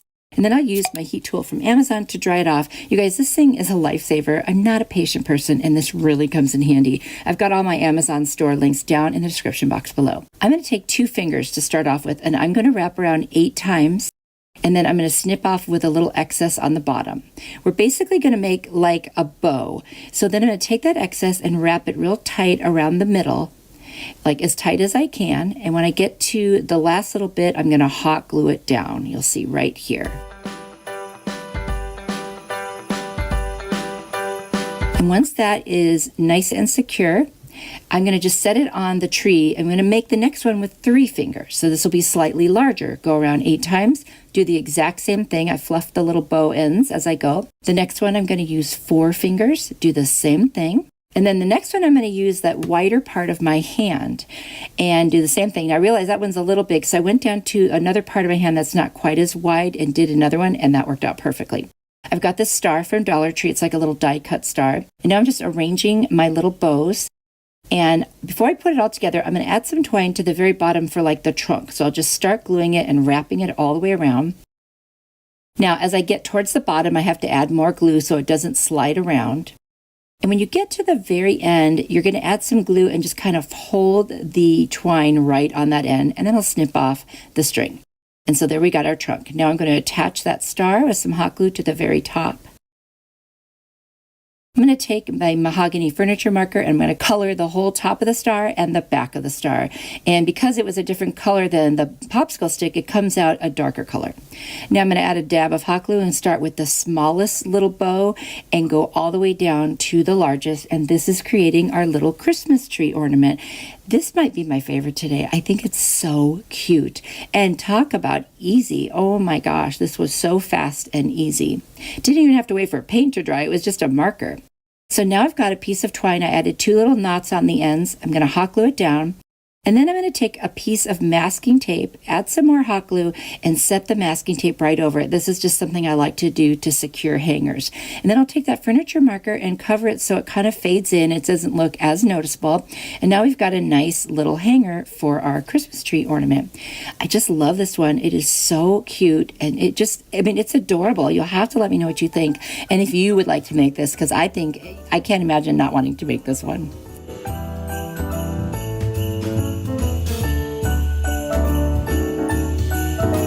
For this Dollar Tree twine hack, I'm going to use the regular size twine, and then I've got this pot and pan protector. It's like felt. I'm going to take a pencil and I'm just going to freehand what I think a mitten looks like. And again, I'm no artist, so I did the best I could, and this is my mitten. Take it or leave it. I'm going to go ahead and cut that out. And then I'm going to use it to create 3 more because I'm going to need 2 for each one. So there's my first two, and there are all four. Now I'm going to take this very thin batting and I'm just going to cut out a piece for each of the pair of mittens and make it a little smaller than the actual felt piece. I'm going to hot glue that down, and then I'm going to hot glue down the second side of the mitten, and that way it gives it just a little bit of, stuffing, a little more texture and dimension. So I'm just going around all of the edges to make sure that they're all closed. You could always sew that, by the way. I'm going to take the twine and I'm going to cut a piece that goes across the wrist part of the mitten. I'll do two pieces, one at the bottom and just one above it. And you can see I started trying regular glue. I didn't like the way it worked, so it'll dry clear. Now I'm going to take the hot glue and I'm going to create just a kind of random design where I kind of squiggle up and down in that little kind of rim of the mitten. And you can see here, I'm just going to go real slow so you can see what I'm doing. I will do the same thing on both mittens, by the way. I just thought it looked like a cute little, design like you see on mittens. But with twine, it just added a whole new level and texture, which I really like. Let me know if you like adding texture to your DIYs and crafts. I think it just creates such, a little bit of interest and makes it more unique. So now that I've got that on there, I'm just going to snip off the end of that twine. Isn't that cute? And then I'm going to make a little snowflake right in the center of the mitten. So I'll just make two little bit larger pieces that I cut. And of course, they're based on the size of the mitten. Hot glue them down. And then I'll cut two more that are slightly smaller and go crossways in between the ones I've already put on there. You can see what I'm doing right there.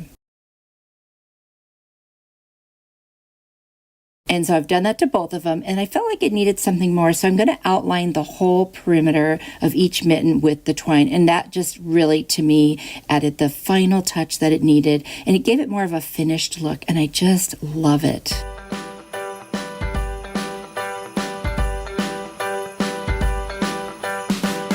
I'm going to do the second one as well, and there they are. Now I've cut a piece of twine, put a little knot at each end, and then I cut two little circles of that felt. I'm going to hot glue it down and then add a little piece of the felt right over that knot and then secure the rest of that string that's hanging over the mitten. I'll do that on both sides, and there it is.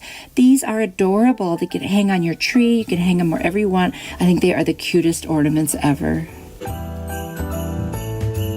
This Dollar Tree twine hack, we're going to use the twine, and then I've got this wood slice that I ordered on Amazon, and I've got this little die cut snowman. I've also got a black marker from the Dollar Tree. First thing I'm going to do is color in the snowman's eyes, buttons. I'm going to outline his mittens. I'm going to color in his stick hands, and I'm going to color in his top hat. I'm going to leave the rest the natural wood. It was so hard not to paint the rest white. You have no idea. But since this is such a natural looking kind of an ornament with the twine, I withheld and I did not do it. It took a lot of self-control. I'm very proud of myself. Anyway, so it's turning out really cute with just the black and the natural. I do really like it.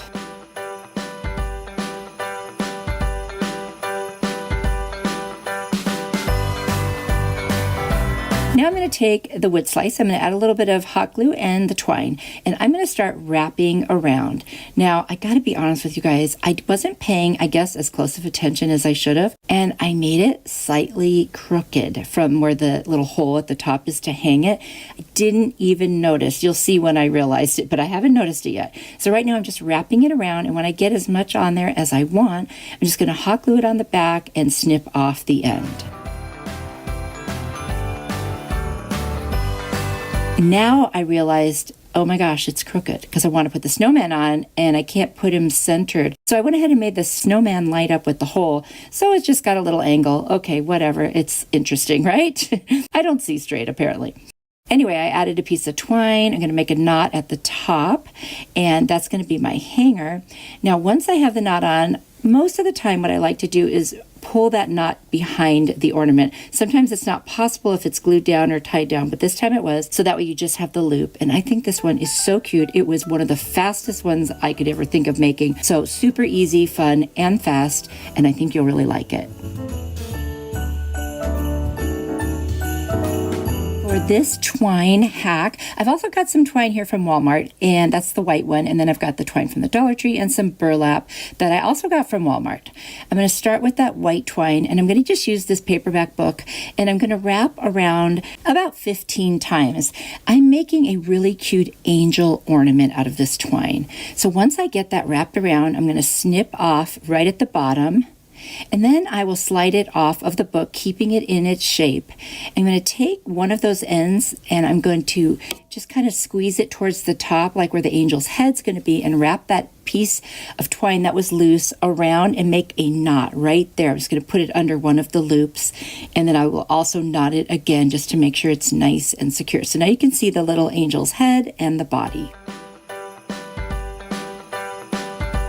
So once I've got that knotted, I'm going to kind of, fluff my little loops, and then I'm going to tie the last piece, the other little end piece on there, and make another knot because I wanted a bigger piece to add the wings so they can stick better, and I'll snip off the ends. You'll see in a minute. So now I'm going to take the Dollar Tree twine, the regular one, and I'm just going to wrap it around that center because I want the neck to look different. I want to cover up that white right there. So I'm going to wrap it around several times, cover it up, and then I'll tie a knot in the back, and then I will bring the two ends up and tie a knot, and that will become our hanger. Just making sure I've got all the white part covered.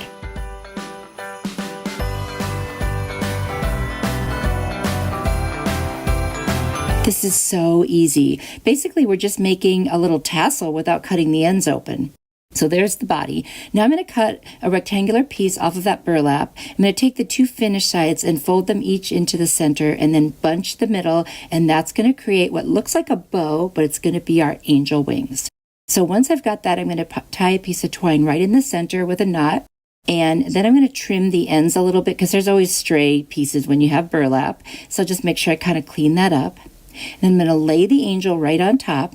I'm going to crisscross in a single knot over the top and then turn it over and finish it off in the back and double knot it. That way the wings are very secure. And then I'll cut off those extra ends from the twine. This is so adorable. So I wanted to add one more thing just to give it a little more interest. So I've got this little thing of buttons from Dollar Tree, and I found a really cute kind of neutral colored button that goes with the angel wings. And I'm just going to hot glue that right where the neck is. And I think this is turning out absolutely adorable. I mean, you could do these in all different colors of twine or string or yarn, whatever you want. I think they would be adorable gifts. They would look great on your tree. They would also look really cute as a gift topper. So there's an idea for you.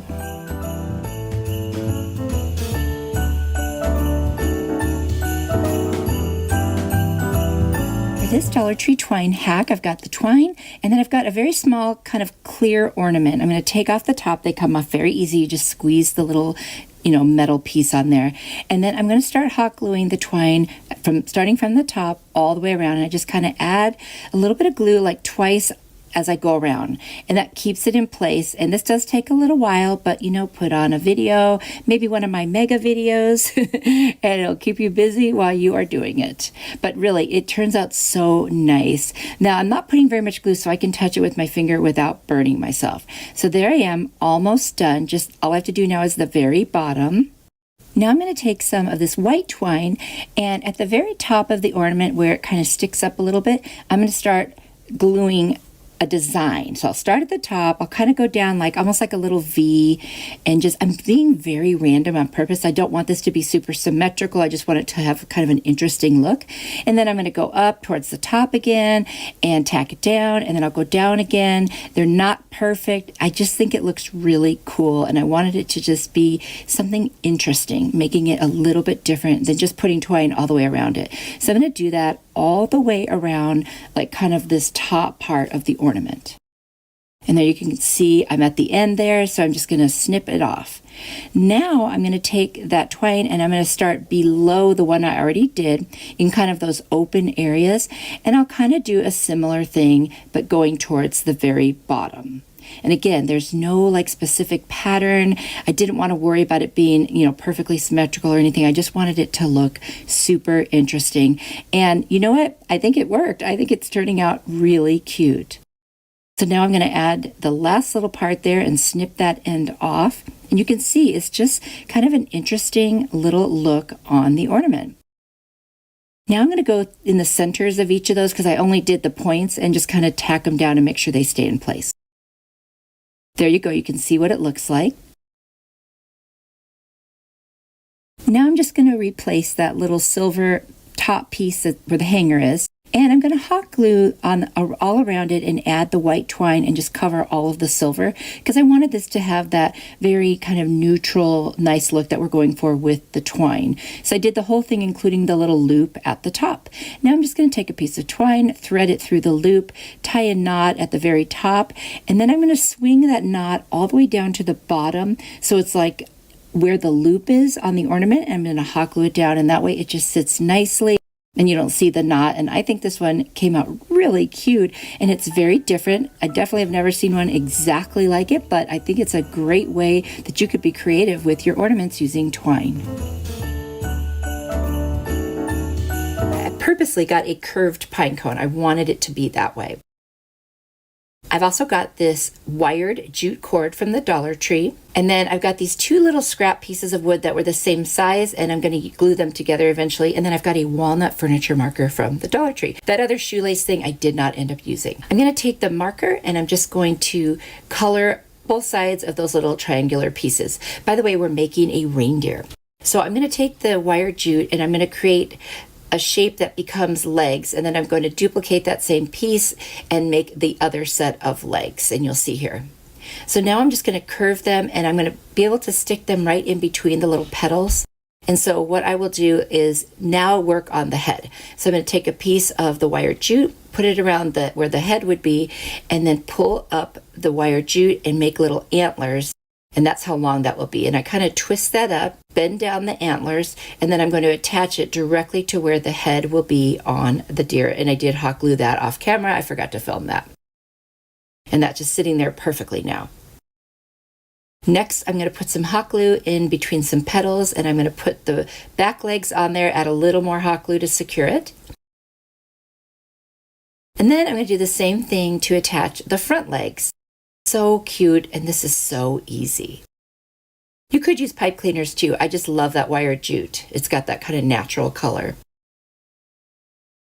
I'm going to clip off the leg so that it stands nicely, and then get rid of that excess jute because you know there's a wire in there. And then I'll just arrange the legs so it'll stand. And now I'm going to glue those two triangles together. This is going to be his little head. So once I've got those glued together, I'm going to put some glue on that long side and put it right up against the wired jute. And now he's got a cute little head.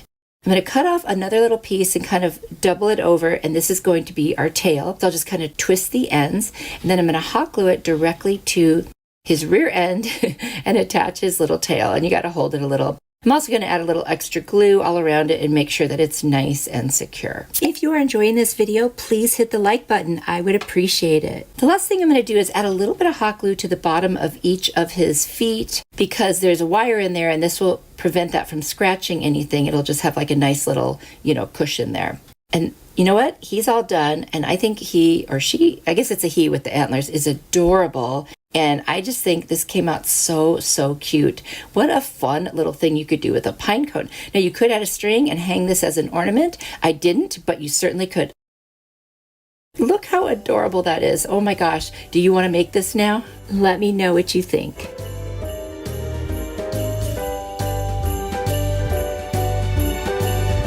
For this pine cone DIY, I've got a pine cone, I've got a wood slice that came from a larger set of them from Amazon, and then I've also got my Fern Waverly chalk paint. I'm going to take my nippers and I'm going to clip off some of the petals from the bottom because I want this to be able to lay a little bit flatter. And then I'm going to take my tin snips, which you can also get on Amazon. It's an awesome tool, and I'm going to get rid of that point at the bottom so it will lay flat. Now I'm going to take the fern chalk paint and I'm just going to start painting all the way around the pine cone, starting from the bottom down. And then once that is done, I'll turn the pine cone over and start painting the other direction. That way you can see it from both sides. And you can kind of see what I'm talking about here. I just dab it in there. And there it is. Now I'm going to take some of this jute and I'm just going to wrap it around. It's the wired jute, and make like a little stand for the Christmas tree. It'll glue better to that. And then I will put a lot of hot glue and I'm going to set my tree right on top of that. And literally that makes it stay so nice and secure. I've got these little flurry things that are like snow. I think they were from Walmart. And I'm going to put some Mod Podge all over the tree. And I'm just going to, dab it in there all over. And once I get it on there, I'm going to just start, spreading the little snow flurries all over. And let me just tell you, this is messy. And I do try to take the excess and use it. I'm going to put some Mod Podge around the base of the wood slice, and I'm going to try to get some of that snow that's sitting on my table and get it on there. And I was able to do it. That doesn't mean I got all of it, but I think it looks so pretty. I love that kind of iridescent, aspect to it. Now I've got these two little teeny plastic stars that came off something. I saved them, and I'm going to hot glue them together so it's like two-sided now. And I'm just going to put that right on the top of the tree with a little hot glue. And now our tree has this gorgeous star that also has that kind of iridescent look like the snow. Took a little teeny frosted, kind of like an evergreen type pick. And then I've got another one that looks like a stem with little snowflakes on it. I'm just going to hot glue that right at the bottom there. And I think that just adds a little interest. It makes it look like it's maybe really sitting outside somewhere, because this wouldn't be necessarily an indoor tree, even though I added a star. So there you go. I've also taken these really dark, beautiful berries from a pick, and I'm just going to clip off a little bunch of them. I'm going to hot glue them right in the center of that extra pick I added to the wood slice. And I think this one is gorgeous. I did not add a string. I think this would be cute for a tier tray or a shelf. And I decided it's not going to be an ornament, but you most certainly could do that. And I really like this one. You'll have to let me know what you think.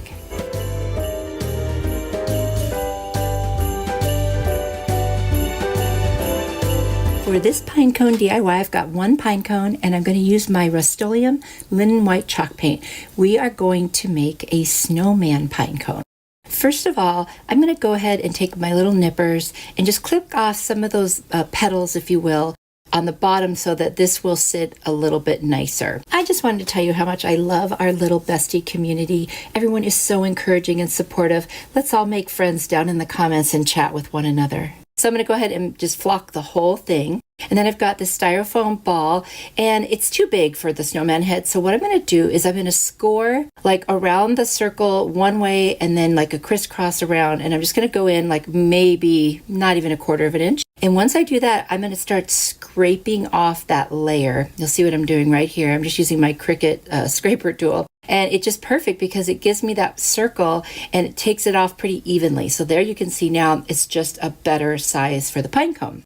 I've got some black pipe cleaners, and I'm going to cut off little pieces to make the eyes and the mouth. Now for the eyes, I'm going to make them a little longer, fold them in half and poke them right in. And for the mouth, I'm just going to make little teeny pieces and poke them in the shape of a mouth. And I thought this worked really well. Using like a marker on this, it just doesn't like go on evenly. So this was, I thought, a better choice. I'm going to take an orange pipe cleaner and just cut a little piece and fold it in half and make a loop on one side and tighter on the other. And I'm going to hot glue it. And that's going to be our little snowman's nose. And I think he's starting to look really cute. I'm going to put a generous amount of hot glue on that bottom part of the pine cone and attach the head. I took a Dollar Tree ribbon with little snowflakes on it, and I'm just going to make a scarf out of it by hot gluing it on, and I will dovetail the ends. And then I'm going to take this empty spool from ribbon from the Dollar Tree. I'm going to take off the top, kind of get off the excess, and I'm going to cut a little circle to cover the hole and hot glue that on the top. And then I'm just going to take a permanent marker that's black, and I'm going to just like basically put it all over, and that is my snowman hat. So now I'm glad I saved those things. I'm going to hot glue that right to the top, and he's looking so cute. I'm going to turn him into an ornament, so I'm going to wrap some twine in between the petals and tie a knot on the back, and then pull up that twine on the top, tie another knot for the hanger, and then I'm going to add a little pipe cleaner around the rim of the hat and a little piece of greenery and some berries. This was so easy and adorable, and I think this would be such a fun craft to make if you were trying to do something quickly or with kids or grandkids. It's so easy and so fun. And look how adorable that is. You could use all kinds of different ribbons to make the scarf. It would be so cute.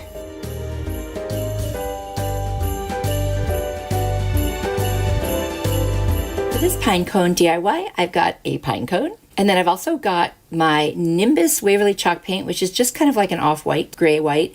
And then I've got this placemat. I think I got it at Dollar General. I had used some before. And then I've got these half beads I got on Amazon, and they are awesome. I'm going to paint about 2/3 of this pine cone, just with the dabbing motion with the Nimbus color. And like you said, it's almost white, but it's kind of got a slight gray tint. And there it is. And now I'm going to attach the little bead. This is going to be a gnome. And I'm going to attach the little bead to make his nose. Found a nice little flat spot on the pine cone, which worked out perfectly. Next, I'm going to cut like a triangle off of this placemat. You know what? I'm not that great at making cones, so I end up doing a lot of maneuvering to make this work. But I am going to hot glue it around the top of the gnome, and that becomes like his head.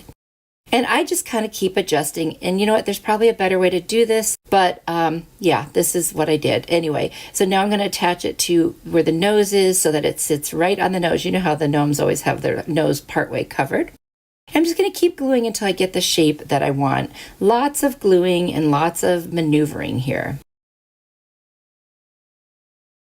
I do love this placemat. I think it's gorgeous.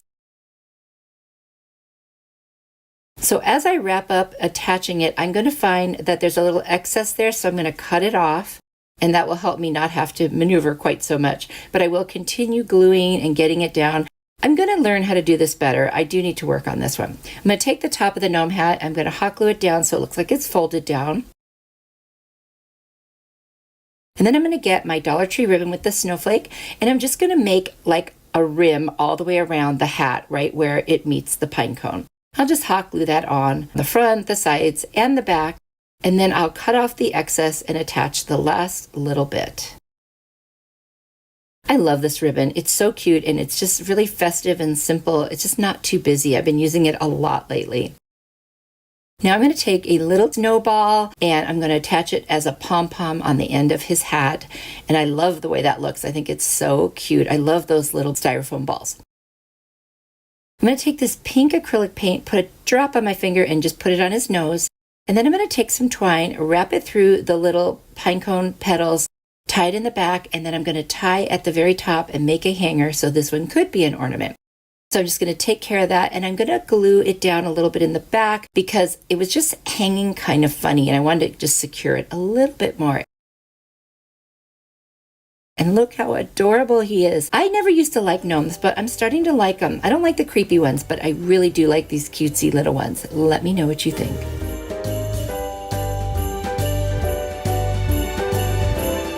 I love this 2024 Farm Life calendar. So we're going to take the December page, which is so pretty with the mason jars and the poinsettias. I love it. And then I've got this cutting board that I got from the Target Dollar Spot. Oh, it's probably been a couple years ago now. And one side has some little etched flowers, which I will leave because it's beautiful. And the other side is blank, and that's the side that we're going to work with. So the first thing I'm going to do is lay the cutting board right on top of the picture so that I can center it and draw an outline around the shape so that I will be able to cut it out and get the exact, amount that will fit perfectly on the cutting board.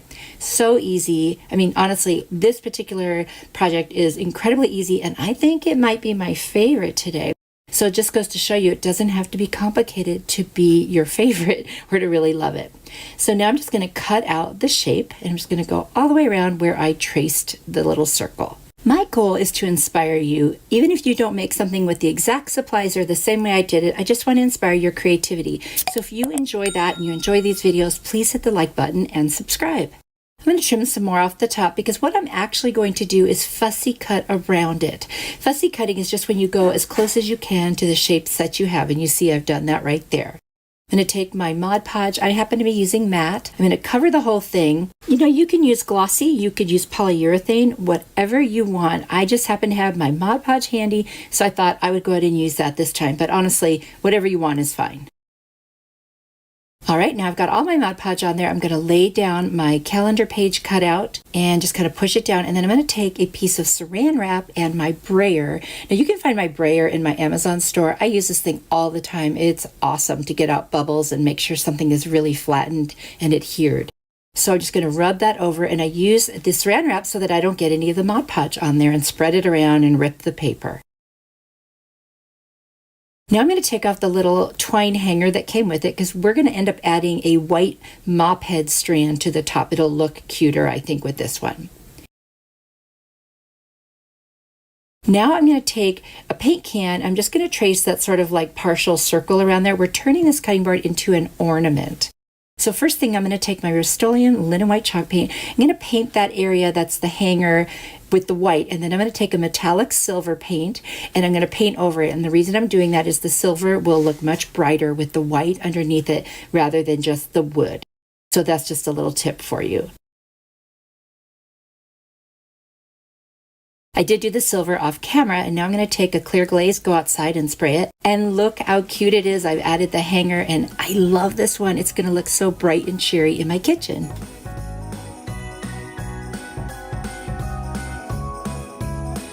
For this Dollar Tree calendar DIY, I'm going to use the 2022 Farm Fresh calendar.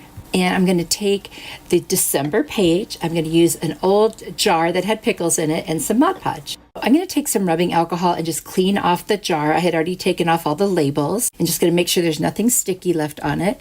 Then I'm going to cut just the trees out. I'll save the part that says Christmas trees and Farm Fresh because I might use that again in a future DIY, so I'll just put that aside. And then I'm going to cut out each of the trees. And once I cut them out, just the basic cutout, I will go around and fussy cut them where I will cut around the little points and, just kind of make it as exact as possible. Now I'm going to just see what it's going to look like to put it on the inside. I don't want to see the back of the calendar, and since there's nothing behind it, I'm going to paint with my Rust-Oleum linen white chalk paint on the back and dry it off. Now I'm going to take some Mod Podge. I'm just using the matte Mod Podge, and I'm going to do one tree at a time and just paint the Mod Podge on the inside. Then I'm going to push the tree on the inside, kind of rub it down the best that I can. I'm going to do the same for all 3 trees. And I do go back in and cover the backside with the Mod Podge as well. So there it is.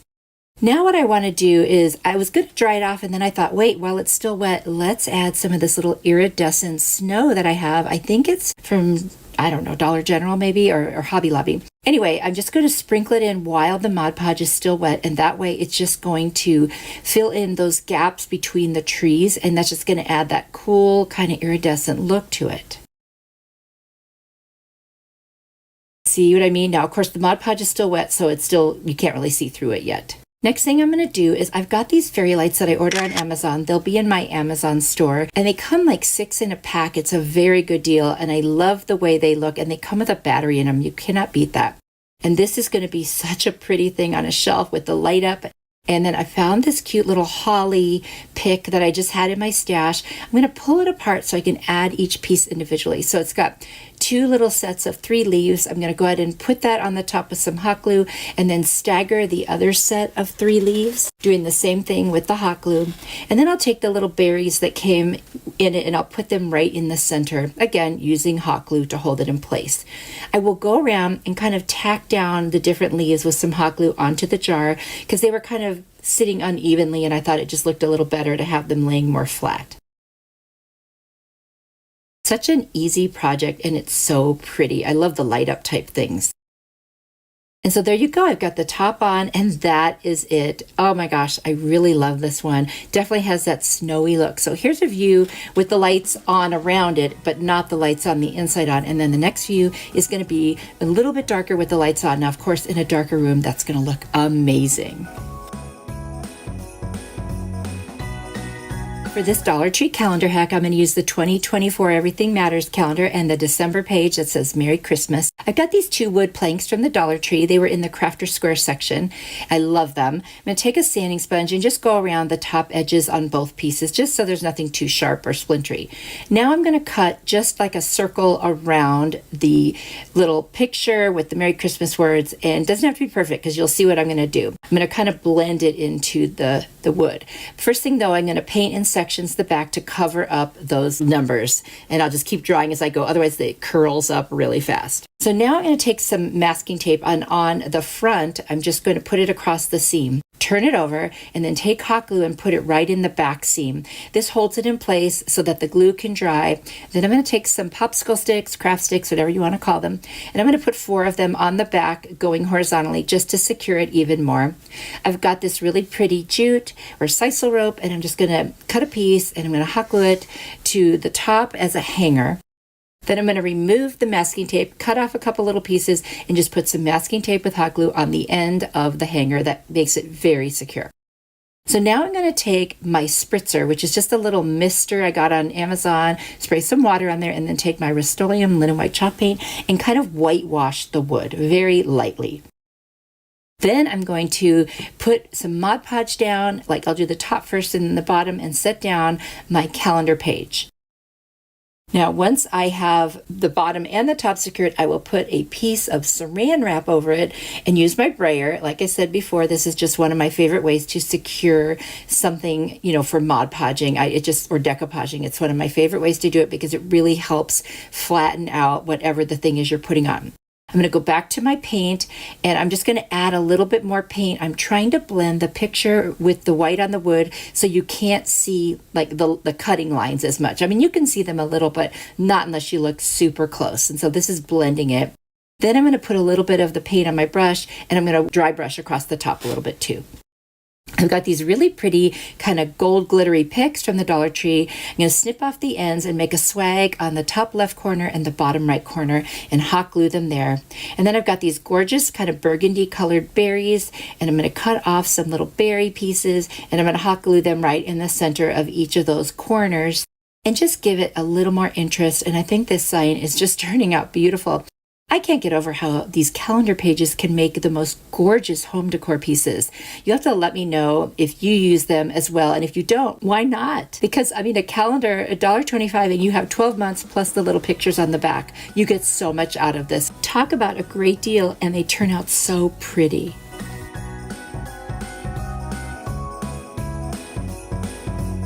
This Dollar Tree calendar hack, I've got the 2024 Beautiful Life calendar, and I'm going to take the December page, and I've also got this like house-shaped bank from the Dollar Tree.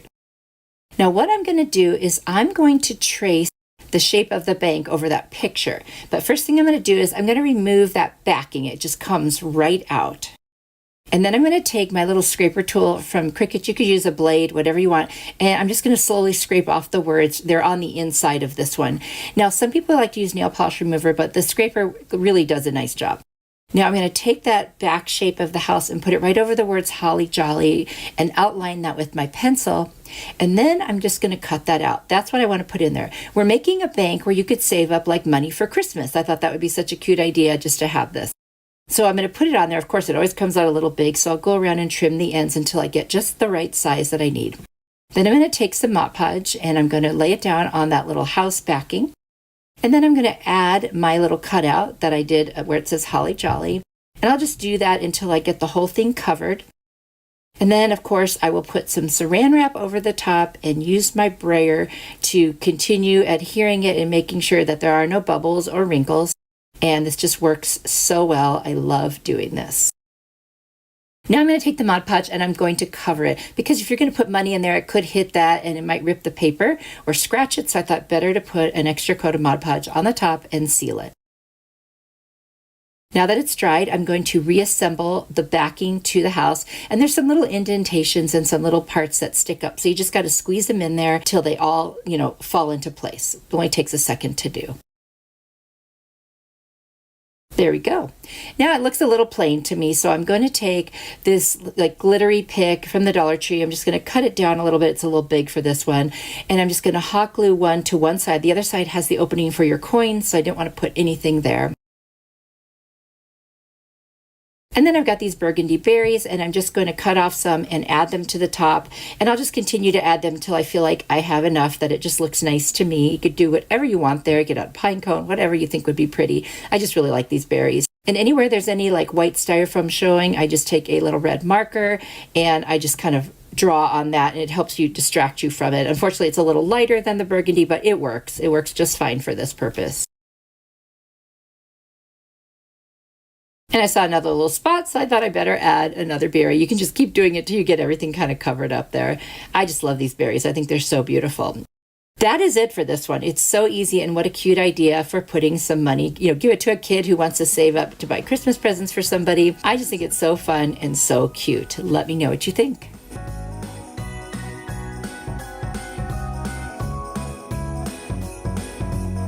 I I found the cutest Grinch window clings at Walmart. It was $4.99, I believe, and there's so many in this package. I'm just going to use the Merry Grinchmas part, and you can see how large it is. And look what else came on this. So many cute little window clings. Oh my gosh, I can think of all kinds of ideas. I've got 2 of these long planks from the Dollar Tree, the Crafter's Square section. I'm just going to line them up, and then I'm going to take my sanding sponge from the Dollar Tree and sand them all down and use my lacquer colored Waverly chalk paint, which is like a nice red. I'm going to take my water mister and spray down the front of the planks. That way the paint just goes on very quick and smooth, and it's not quite as deep of a color, which is fine with me. I'm going to put some masking tape on the painted side and then fold it over and put the hot glue right in that seam, and that just holds it together while the hot glue dries. Wipe away the excess. Then I'm going to take my matte Mod Podge and I'm just going to go over the entire front of these 2 planks, which is now our sign. Once I have that on there, I'm going to take off this Merry Grinchmas window cling, and I'm just going to cut off the word Merry. And I'm going to put the word Grinchmas onto the right side, and then take the little word Merry and put it just to the left of it. They wouldn't have both fit on there on top of each other, so this was the best way to fit them. You can always cut them apart and replace them the way you want. And then I'll cover the whole thing again with the Mod Podge. That'll seal it right on there very nicely, and also give it all the same even kind of sheen. I'm going to take my scissors and just cut off any little pieces of the window cling that hung over the edge. Now you notice the word Merry is not that noticeable, so we're going to fix that. But first I'm going to put this little gift bag handle thing that I took off a gift bag from the Dollar Tree. I'm just going to hang it on there with some hot glue and masking tape as the hanger for the sign. That just goes on very nice and secure. So now to deal with that word Merry, I'm going to take some white Rust-Oleum chalk paint, and I'm going to dry brush around the edges first to kind of give it a snowy look. So dry brushing, you just put a little on your brush, wipe most of it off, and then go ahead and apply it lightly. And I'm going to start putting some also around the word Merry. Now I'm going to take a very fine art brush. I got this on Amazon in a set, and it should be in my Amazon store, of course. And I'm going to go around all of those letters and then kind of spread out that paint a little bit. See what I'm doing right there? Just to give it more of a subtle look, but it's going to make the letters M-E-R-R-Y stand out much more. And it'll be very easy to read. And I'm really liking how this looks. It almost looks like it was some snow and I wrote the word Merry in it with my finger, kind of. So I'm loving that. There it is, and now it just jumps right off the sign. I'm going to take some Krylon clear glaze, go outside, and spray the whole thing to seal it. And that's it. What an easy, cute sign. You'll have to let me know what you think.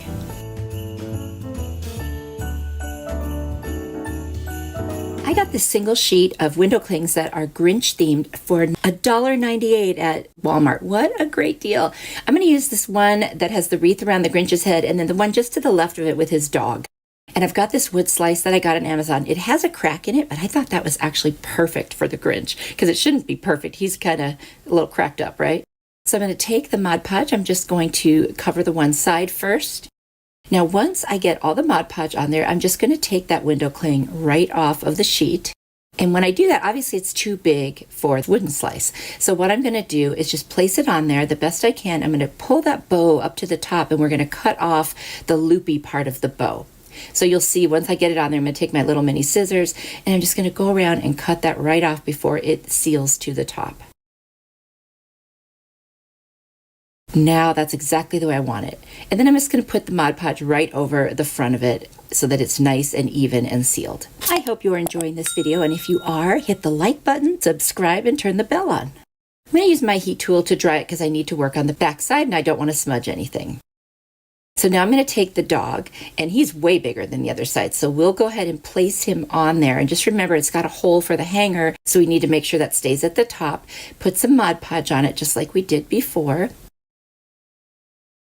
And then I'm going to pull him off and get him placed so his antlers are still on the ornament. I'm not so worried about the gift at the bottom. Don't need all of that. It's just he's the cute part, so I want to make sure he gets on there. So once I've got him placed and kind of rubbed down, I can take those scissors again and just go ahead and cut off what I don't need of like where the gift is at the bottom of that little window cling. I love this one. It's so cute. I'm going to seal it again with the Mod Podge like I do with all of these. I think it's really a good idea to seal them unless you're putting them on glass or something like glass, because otherwise there's a different sheen on the whole thing. I'm going to take my little pokey tool and just going to kind of make sure that the hole is able to be accessed when I want to put a string through it to hang it. And there you see what it looks like now. These wood slices from Amazon came with this red and white baker's twine. So I'm going to put a little hot glue on the end of the piece that I cut to make it a little more stiff, and that'll help me get it through the hole. It's a pretty small hole. So I'm going to also use my little pokey tool to help it along by just putting it right next to the hole and then pushing it through. And that makes all the difference because now it's stiff. It's not going to break into little threads, and I can find it on the other side and pull it through. And then the last thing I'm just going to do is pull the string up to the top and just tie a knot, and that becomes my hanger. And I love this. I love two-sided things. You get more bang for your buck, and look how adorable. You got the Grinch on one side and his little funny dog on the other. What a cute idea, and so easy. You could definitely do this with kids and grandkids. Okay, trivia question. Do you know Grinch's dog's name? If you do, put it down in the comments below. I've got this wooden spoon from the Dollar Tree. I think it came with a spoon and a little wooden spatula. And then I've got the sheet from Walmart that I got, and I'm going to take this ornament with the Grinch's head on it. It's so cute. I cut it out, and now I'm just going to kind of put it over and see how it would fit on the spoon. So I'm going to actually cut into the ornament a little bit and make it a teeny bit smaller, and I'm just going to take it as far as the hanger part goes. I'm not going to keep that ribbon on there. That would just be too large for this particular piece I'm putting it on. And I'll just finish cutting the rest of it out, and it's such a cute little ornament. It didn't even need that extra green part around the edges. So now I can see it's going to fit. I'm going to take my Mod Podge and I'm going to put it on the front side of the spoon. That's where he's going to go. And then I'm going to take the little window cling right off of the backing and just place it on there exactly where I want it. And then I'll kind of press it down with my fingers to make sure it's nicely adhered, make sure there aren't any bubbles. And once I have it on the way I want, I will take my Mod Podge and just seal that right on there. Such an easy thing to do. Now I've got this ribbon from the Dollar Tree. It's very pretty. It's not wired. I wish it was, but I'm going to take it and create like an awareness bow. So I'll just take the center, pull it down, and scrunch that center up from the bottom. And I'm going to take a little piece of twine and tie it around, and that will hold the bow in place. It's a very easy way to make a bow if you don't feel comfortable tying one. So just make a little granny knot on there and make sure it's nice and tight. Then I'm going to pull the tails down and I'm just going to cut off the excess. I'm going to cut away the extra twine that was on there on the back, and then I'm going to hot glue the center of the back of that bow right onto the handle of the spoon. Now I'm going to put the two ends together, fold them over, and then cut from the far end up towards the top, and that will be a dovetail and create that little upside down V. And I'll tack down the two tails just so they lay exactly where I want them. Otherwise, they'll just be all over the place. Now I'm going to take another piece of twine and put it right in the hole at the top, and that becomes a hanger. Because this would look so cute in your kitchen just to hang it up, just as a little festive decor piece. Now I've got this frosted greenery that came from the Dollar Tree. I'm just going to pull off some little pieces from the pick. I'm going to put a couple of the stems behind the bow and then two in the front as well, just to give it that, kind of festive look. I love those frosted picks. And then the two that are go right in the center there. Super easy. The hot glue works perfect for this, and just it dries clear. You don't even see it. Then I'm going to take some little berries off of a pick, and I'm going to hot glue those right to the center of the bow, and that's just going to be it. This turned out super adorable. It took me, literally this whole thing took me like maybe 6 minutes to make. So easy. What a fun craft to do, and it would be a cute little gift or something fun to do with the kiddos.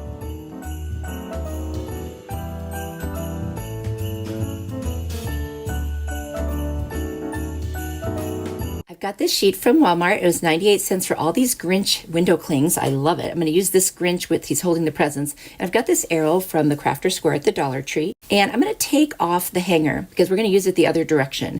And I've got this really nice staple remover from Amazon. It's in my Amazon store down in the description box below. And you just push it right underneath and it just pulls them out. And I did it in real time so you could see how easy it was. And then I'm going to take my sanding sponge from the Dollar Tree. I'm just going to sand down the entire arrow and all around the edges. Sometimes the edges are very sharp or a little bit splintery. So I'm not going for perfection. I'm just trying to make it so that I don't hurt myself or anyone else.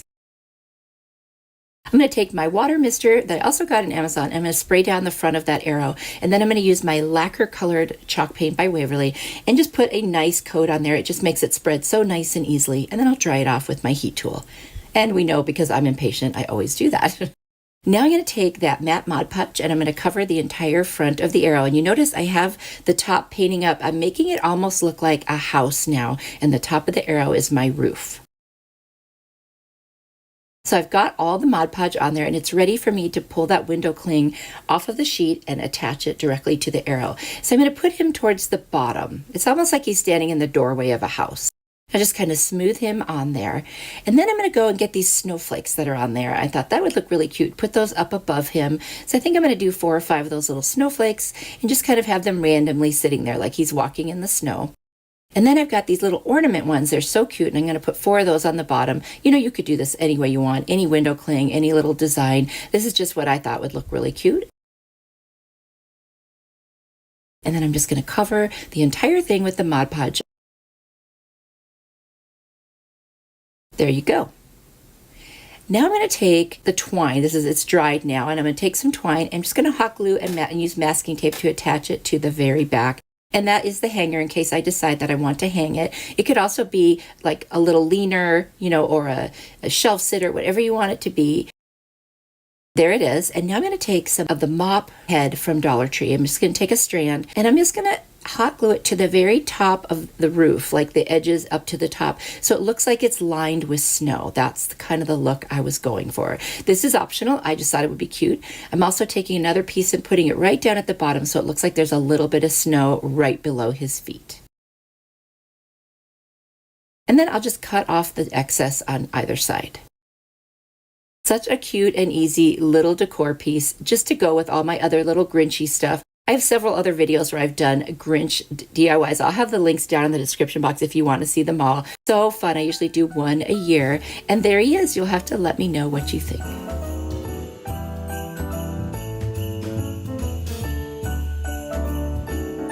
Why I've got this wooden tag. Now it's got a cute coastal like cork thing on the back, but I'm not going to use that. Actually, that was the front. I'm going to use the back.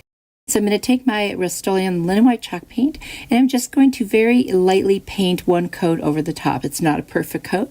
Then I'm going to add my apple barrel burnt umber and just dry brush that on just to give it a little bit more, you know, texture. Dry brushing is you just put a little on your brush, wipe most of it off, and then drag it across wherever you want. I'm also going to go around the edges and just kind of distress them lightly. Now I've got these wired garland pieces from the Dollar Tree and I'm going to bend them right down the middle and I'm going to start shaping them like upside down V's, and I'm going to make a Christmas tree. When I get towards the bottom, I'll cut some pieces just to kind of make it fit better, you know, make them fill in the tree more. And I just think this is so cute. I've got a little wood piece from the Dollar Tree also, and I'm going to put that as the tree trunk. And I'm just going to glue them on right at the peak of that upside down V and then at the 2 ends for every one of these pieces. I'm just going to keep repeating the same thing until that builds my tree. And I just love the way this is turning out. You know, you could flock this. You could even add little decorations or like mini ornaments. I decided to kind of keep it more natural looking and just leave it the color that it was, the green. And, you know, just kind of have that like almost woodland type feel to it. I'm going to add a little more thickness right above the trunk, maybe because it's wider. So I want to fill that in a little bit and it gives it a little bit more super 3-dimensional look. It's already 3-dimensional, but this gives it a little bit more. It fills it in. So you could do whatever you want for that. You could make yours more flat. I just thought that would be kind of cute to fill that part in a little bit more. If you enjoy Dollar Tree crafting videos, thrift flips, things like that, then I would invite you to subscribe to my channel if you haven't already, and please hit the like button if you're enjoying this video. I decided that the tree trunk wasn't quite long enough, so I just added one more little piece of wood there, and that just really fixed the bottom part. And now I've got these cute little bows from Walmart. You get quite a few for $2.98. I thought that was a great deal, and I love the ribbon that they're made out of. So I'm just going to twist it tighter and cut off the little tie that was on it and hot glue it right to the top of the tree. That is going to be it for this tree. I think it's super simple and cute. This was a very easy project. Now I'm going to add back the piece of twine that we already had that came with it, tie a knot at the top, and that's our hanger. I absolutely love this one. I think it might be my favorite today. You'll have to let me know what you think, and is this something you would like to make too?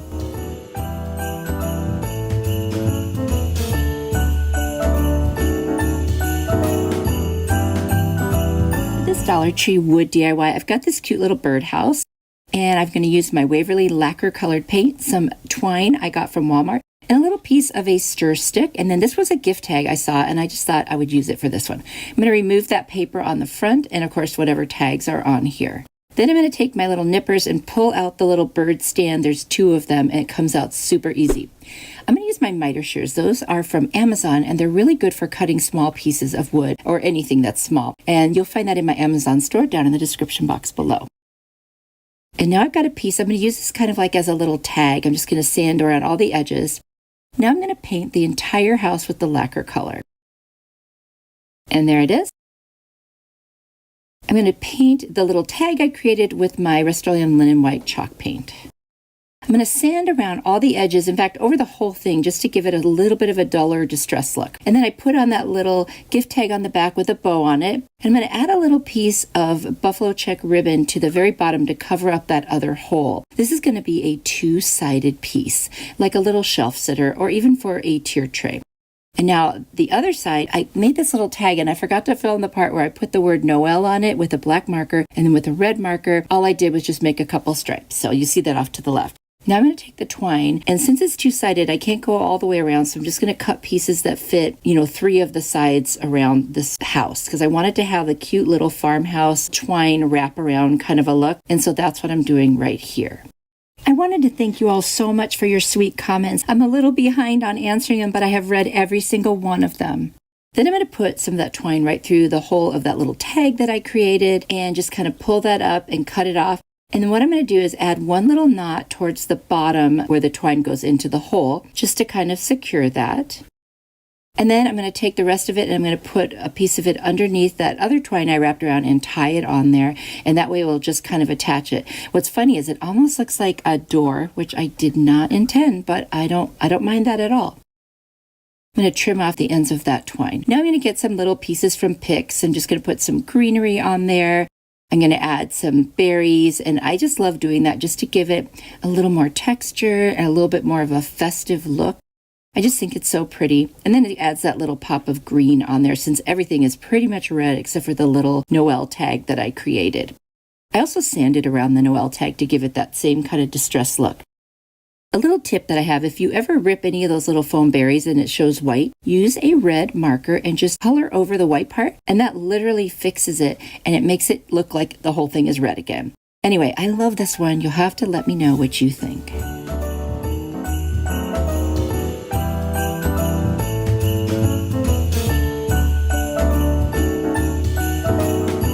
Dollar Tree wood DIY. I've got these 3 longer planks of wood. They're from the Crafter Square section and my lacquer colored paint by Waverly. I'm going to paint just the top and the sides, and the edges of this one, not the back. I'm going to do all 3 pieces. Okay, so now they're all painted. We're going to turn them over and attach them to each other. Of course, I removed the tags, and I'm going to use some popsicle sticks to do that. But first, I'm going to stagger the planks a little bit because I want them to be kind of like in a gradual staggering kind of shape. And then I'm going to get my hot glue out, and I'm just going to hot glue those pieces right on there. I'm just showing you the last one. I had already put the other ones on there.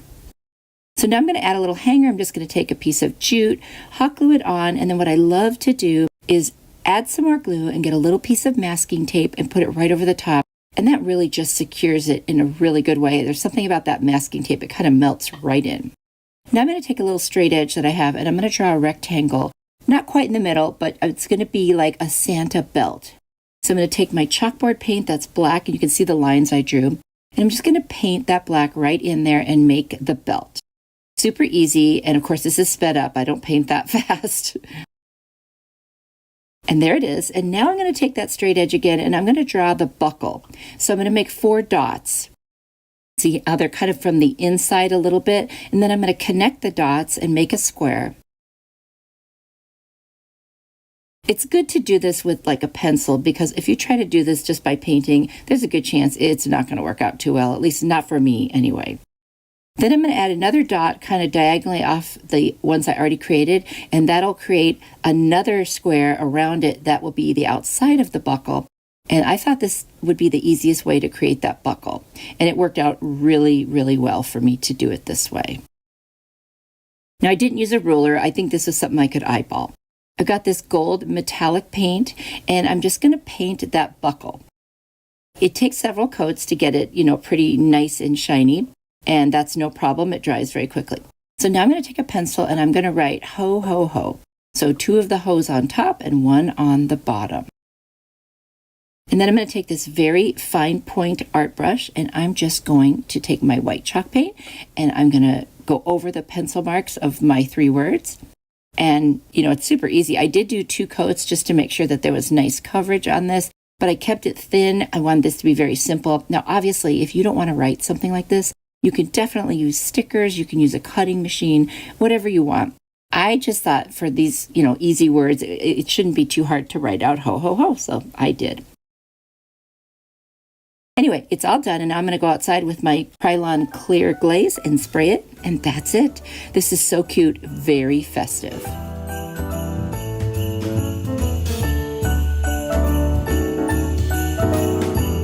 For this Dollar Tree wood DIY, I've got this wood round from the Crafter Square, and then I've got this vinyl from Dollar Tree also, and then I've got these little wood stumps, if you will, and we're going to use those.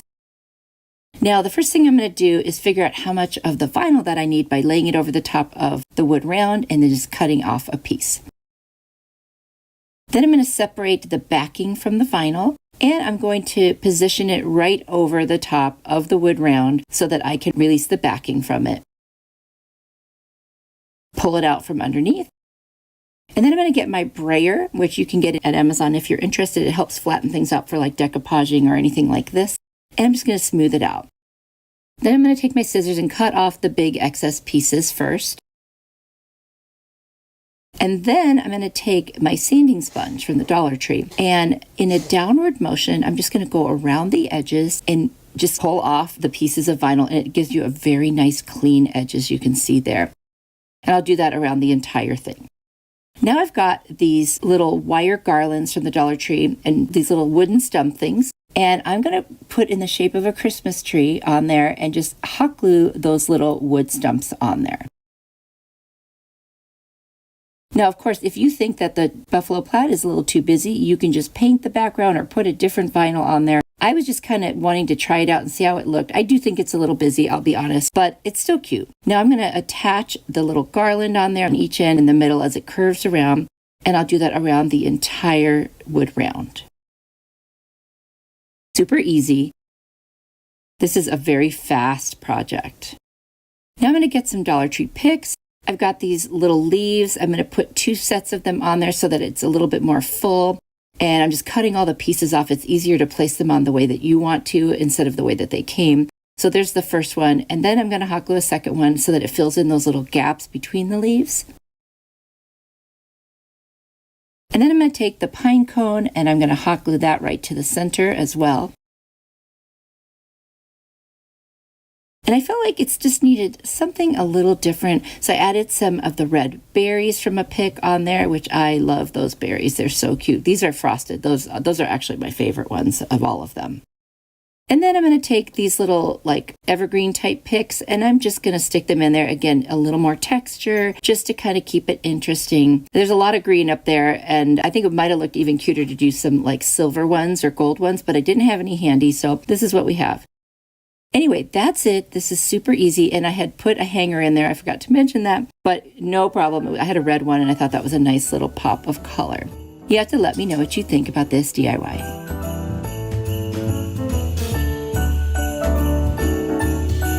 From the Dollar Tree, a white dust cloth from the Dollar Tree, and a red winter hat from the Dollar Tree. I'm going to use my Rust-Oleum chalked linen white paint, and I'm just going to paint around the edges of the pizza pan. Once that's covered, we're going to take the dust cloth and we're just going to spread it over so it covers the whole thing. And I'm going to start hot gluing it so the seam is not going to be touching the pan. And I'll just go around some of the edges and then in the middle and finish the whole thing off. Once I have that on there, I'm going to use my good scissors and cut the big pieces away. And then I'm going to take a small scissors and I'm going to just cut so that it falls down below that rim of the pizza pan, as you can see there. But don't worry about the edges. We're going to clean them up later. I've got this little gift bag tie, and I'm just going to put it on the back with hot glue and some masking tape to secure it. And that way we've got that taken care of. Now I'm going to take my winter hat and I'm going to start gluing it. Now you could cut it in half if you wanted to. I decided I would just stretch it over the edges and make it look like it was just on. And then I'll put some in the back to secure that as well. Now I'm going to take a little piece of a mop head and just tie it around the top and kind of bunch it, because otherwise it'll flop over quite a bit. And then I'm going to take a little piece of scrap wood. It's actually a piece of a paint stir stick. I'm going to hot glue it to partially on the back of the pizza pan and on the hat, and that'll hold the hat straight out. And you could paint that if you wanted. I decided not to. I have some black felt and some kind of cream colored felt. I'm going to cut like an oval shape out of the felt. It's doubled up, and I'm going to make 2 eyes for my snowman. You can tell this is a snowman. I'm just going to hot glue them right onto the face of my snowman. Then I cut out a nose shape from the other one, and then I'm going to cut a piece of the black felt that I think will fit where the mouth should go, and I'm just going to start cutting like an edge off of that kind of half circle and just clean it up until I get a mouth that I think looks cute. And then I will glue that mouth on. I'll start in the middle and then do the edges. That way it won't move around while I'm gluing it. I'm going to take that little piece of felt for the nose, and I'm just going to use my pumpkin colored Waverly chalk paint and paint it orange. And then I'm just going to hot glue it on, and there's my little snowman's nose. I think he's so cute, you guys. This was really easy to do. Now I'm going to add a little bit of greenery and a cute little glittered pine cone to the top of his hat. And I think that just really makes him adorable, but his eyes needed a little more life. So I'm going to take a little dabber stick that I have and just put a little white circle in each eye. And then I'm going to cover those edges of the pizza pan with my mop head. It takes 2 pieces to get that part covered, and just use hot glue to do it. And there we go. I think he's adorable. He would look so cute in the middle, like a green evergreen kind of wreath for winter, or even hanging on your wall somewhere. He's so cute. Let me know what you think.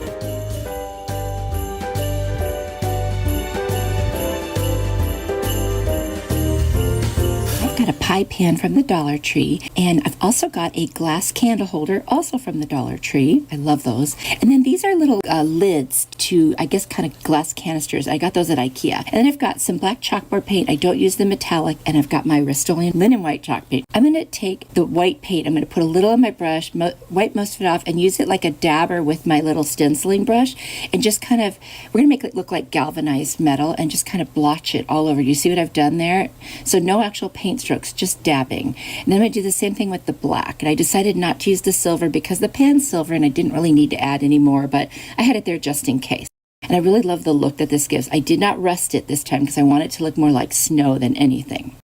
Then I've got those 2 lids from IKEA, and you could use anything as a flat candle holder. That's what this is going to be. I'm just going to hot glue them together to raise it up a teeny bit, and then I'm going to hot glue it right to the very center of this pie pan. So we're going to make a centerpiece for Christmas or the winter or whatever, and then I want to have a place to put the candle that just raises up a little bit. Next, we're going to take the candle holder, and I'm just going to put a lot of hot glue. You could also use E6000. I'm going to keep this pretty light, so I wasn't worried about it, but do what you want to do. And then I'm just going to hot glue it right to that center of the bottom. Thank you so much for spending time with me today. I really enjoy your company. Now I'm turning it over, and look how I love that glass with the galvanized look. Then I've got a bunch of like floral foam pieces that are left over from something, and I just cut them in smaller pieces and hot glued them all the way around that candle holder inside of the pie pan. Now I've got tons of like pine cone picks and berry picks, and I thought I'm going to turn this into like a green centerpiece, but mostly has pine cones and berries, and I just thought that would be so pretty. Very high-end looking and very festive. So I'm going to put a pine cone kind of in each one of those little sections, and then I'll alternate with a tall berry stem. So that way it's got different heights. Remember that saying, a thriller, a filler, and a spiller. So we're going to call the thriller the pine cone. The berries are the spiller, and the other little picks are the filler, and they're just going to make this look so gorgeous. And I'm just going to kind of put them in wherever I have a little gap just to make sure that my floral foam is covered. And I think this is filling in so nicely. And I'm just loving that look with the metal and the glass. And then the wood. I mean, it's got all the elements in it. Look how gorgeous that turned out. I know I'm a little partial. Anyway, I'm going to go and get a candle and I'm going to set it right in the middle. It's in a little glass candle holder and I think this turned out stunning. I think it might be my favorite today. I've been using it already and I love it. You have to let me know what you think, and it was very easy to make.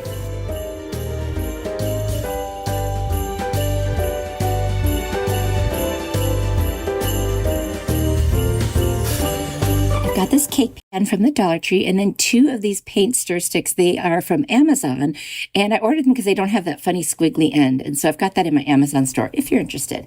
And I used a little gift tag bag handle and I made a hanger for it. I just tied a knot in it because I didn't want it to be so flexible. So then I'm using my masking tape and hot glue to secure that. I'm going to take each of those stir sticks. I want to make a mini shelf. This pan is going to lay against the wall, let's say, or on a wreath. And I'm going to take my miter shears from Amazon. They are a great tool for cutting, and you can angle things too. So first I'm just going to trim it down a little bit because it's just too long to begin with. Then I'm going to figure out where I want to place the shelf. I'm going to switch the little piece on the miter shears to give me that angled cut. It says right on there what the angle is, because as you go into this pan, it kind of angles inward. So I want to make sure I get just the right angle so I can have it touching the sides of the pan. So I'm going to do that on both ends, and you just kind of keep checking it, and then it's hard to measure because it angles, so you have to keep just checking it and then cutting a little bit off as you need to, unless I got lucky the first time, which of course I didn't, but that's okay. Then I finally get the piece I want. I'm going to take it, place it over the second one, and just draw a line on each side so I have a perfect template and I know exactly where to cut on the second one, and I don't have to go through that again. Because what I'm going to do is place one about 1/3 of the way down and the other one about 2/3 of the way down. And so that'll give them about the same measurement. And I'm going to put a little bit of hot glue on the ends just to temporarily hold them in place. And then I'm going to secure all of the sides with some more hot glue. And you really won't see it when it's all done. Now, I didn't stain these pieces yet. And the reason is because of this hot glue. I want to make sure it all is the same color. So once I get the second piece, I will attach it exactly the same way, put a little bit on the ends, and then to hold it in place, and then to secure it, go ahead and add that hot glue around all of the sides. And I'm not putting a super thick amount, just enough to, secure it. Very easy to do, actually. And keep in mind where you put the hanger so it's centered. Otherwise, you might end up with a lopsided shelf, and you don't want to end up with a lopsided shelf. So I'm going to take my burnt umber acrylic paint by Apple Barrel, water it down a bit. I'm just going to paint those 2 little shelves, and I did that off camera. And then I've got all these little ornaments from Walmart. They were like $2.48, and you got like 6 of them, different shapes and sizes. So I'm going to hot glue all of those on, just kind of put them in the way I like them arranged. And then I added some pine cones, some greenery, and a little poinsettia pick right at the bottom. And I think this turned out to be the cutest little kitchen decor. I used a lot of baking pan type things this year, and my kitchen is looking adorable with these. You'll have to let me know if this is something you would want to try. I love this one.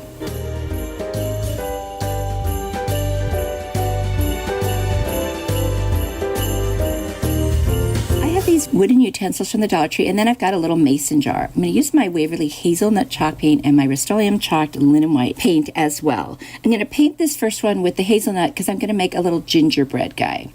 Then I'm going to paint the other 2 with the white because they're going to become little snowmen. I'm going to take my Mod Podge and these fake snow flurries, and I think those are from Hobby Lobby, and I'm going to paint the whole inside of the mason jar with the Mod Podge, and then carefully drop in a couple handfuls of the snow flurries and then roll it around inside. It'll stick to the Mod Podge. Then I'll put just part of the lid back on so there's still an opening. And I've got this gorgeous kind of sheer gold ribbon. I'm just going to tie a knot and place it on the side of the mason jar, and that matches really nice with that lid. And then I'm going to use a couple dots of hot glue just to tack it down so it stays in place. Kind of spread that ribbon out a little bit and then cut off the tails so there's just a little piece on each side. This is just an embellishment to make it look kind of festive. I've got this little wreath ornament with a cardinal in it that came from Walmart. I took the little string, the hanger off, and I'm going to hot glue it to the center where that knot is.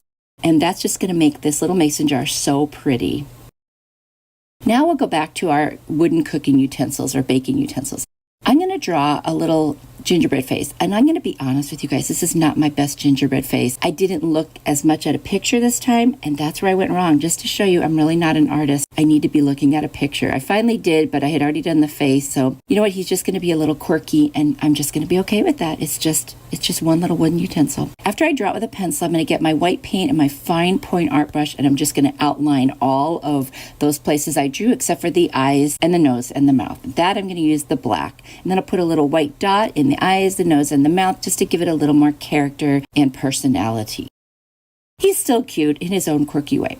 Now I'm going to draw out the little snowman. The first one's just going to be a regular snowman face with a nose and mouth, and this one I'm going to use the hole in that wooden utensil as his mouth. I did my black on there, made little dots on the eyes, and then the orange for his nose, and then sprayed them all with a clear glaze. Now I'm going to take 3 different ribbons. For the gingerbread guy, I got this gorgeous candy cane ribbon from Dollar Tree. I'm just going to make an awareness bow, squeeze the center, and then tie it up with a little bit of twine. And then I'll trim off the tails by making dovetails. So what you do is you fold the ribbons in half, and then you cut from where the bottom's going to be straight up towards the bow. And while it's folded in half, that creates a little dovetail. I'm going to hot glue that right where his neck would be. Then I tied 2 different ribbons around the snowman and tacked down one of the pieces of their scarves. And I put them in the mason jar, and that's it. It's so cute in my kitchen. And I just love this whole bakeware theme. You're going to have to let me know what you think. And how fun is this? I love it.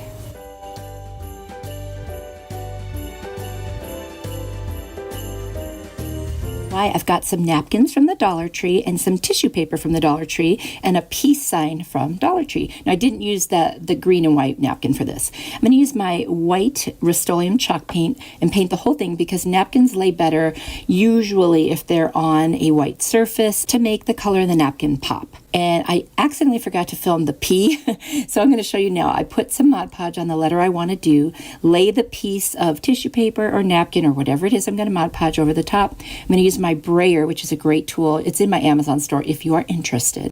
And then I'm going to lay some Mod Podge back over the top of the E. And while it's very wet, I can push through like the little holes in letters and things like that. But it needs to be very wet to do that. And if it is very wet and you're careful, you can just pull it apart. Now, if you don't want to do that, if you don't want to take the chance, I'll show you another way here coming up soon.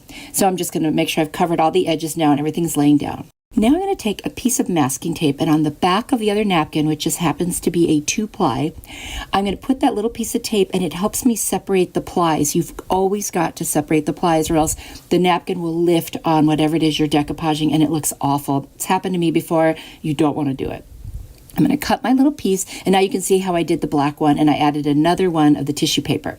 Now this time I dried it completely with a heat tool, and when it's very dry, I can take a file or a little piece of sandpaper and just in a downward motion go around the edges, and it gives me a perfectly clean edge. That's another way of doing it without ripping it off when it's wet, and it just leaves it perfect. Isn't that great?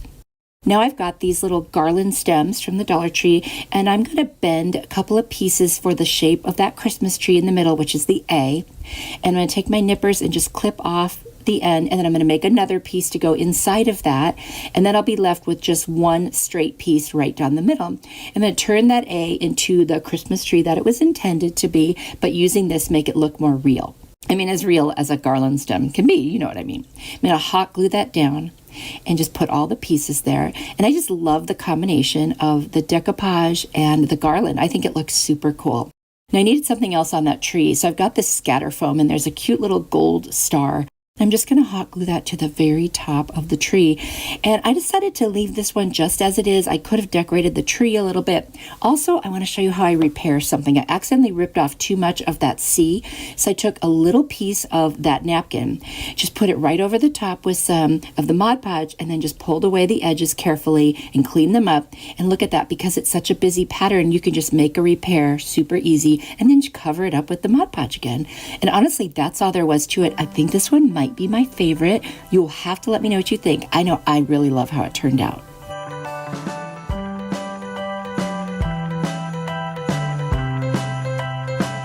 For this decoupage DIY, I've got this tissue paper again from the Dollar Tree. I've got 2 wood slices that came with a bunch of them from Amazon. I've got the big nautical rope from the Dollar Tree. And these are little baby ornaments I got at Walmart, and they were like 6 for $2.48. It was a great deal. I love these little ones. I'm going to cut off the little hangers from them because we won't be needing them.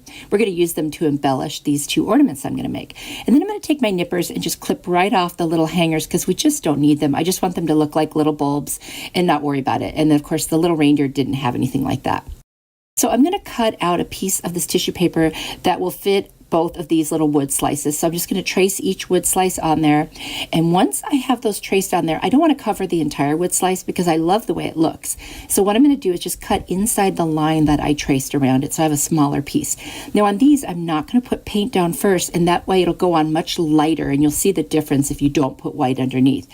So I just put some of the Mod Podge on, very gently rubbed down. I mean, I could have used the brayer for this, but it was so small, I just used my fingers. And you see how faint that design is, and I like the way that is. I didn't want it to take away from the wood, just wanted a little bit of something, you know what I mean? So it's just super pretty.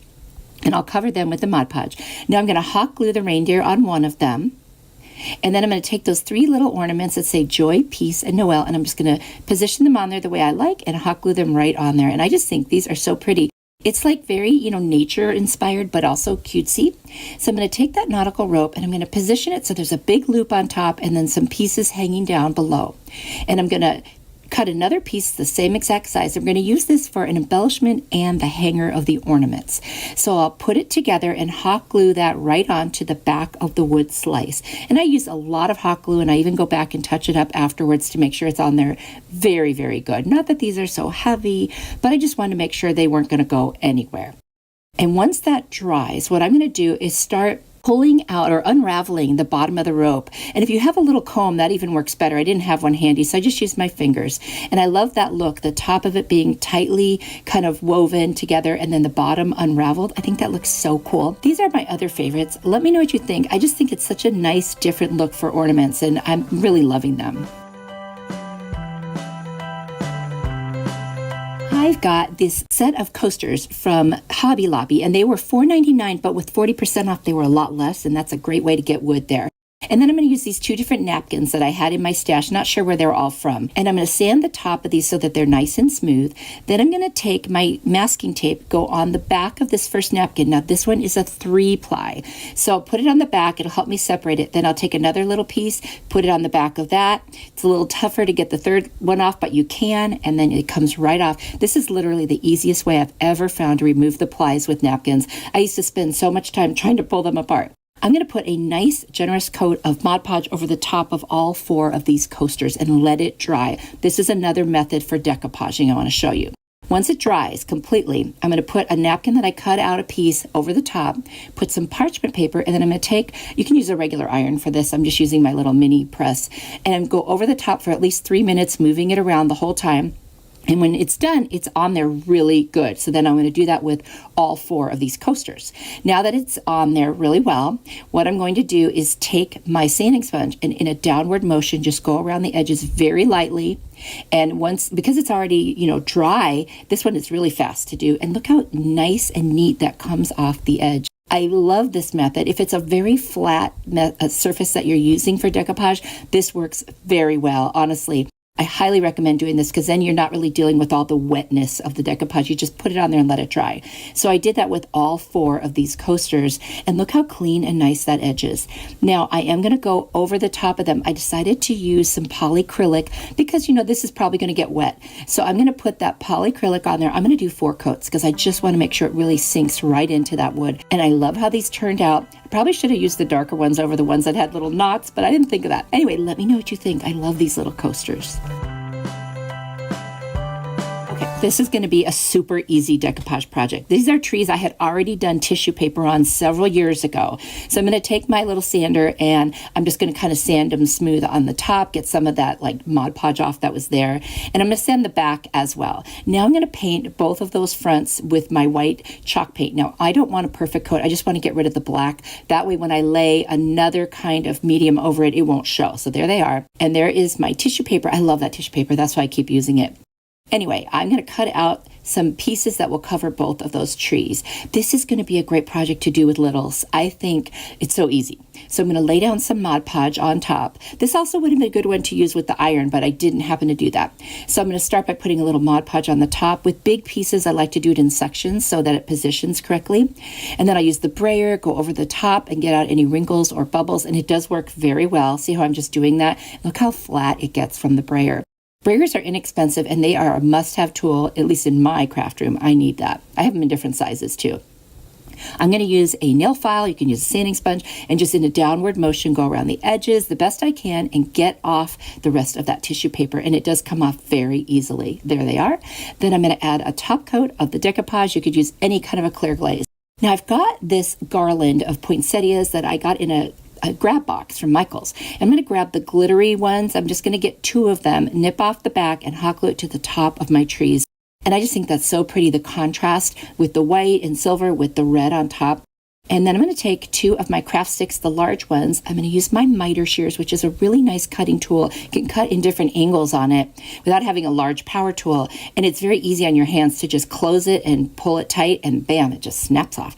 I'm going to make a point. And what I'm going to use these for is in either a plant or a little table centerpiece, just as an extra little piece. They would look really cute outside, especially if you seal both sides. I only sealed the one, so I'm going to keep them inside. I'm just going to copy the shape on the other one, hot glue them to the back. This is why I think it would be a fun craft for littles, is they could walk around and hold their little Christmas tree stick. I'm also going to take a walnut furniture marker and I'm just going to color the craft stick. I just thought it looked better like a real trunk of a tree. Just go around the edges and the back too.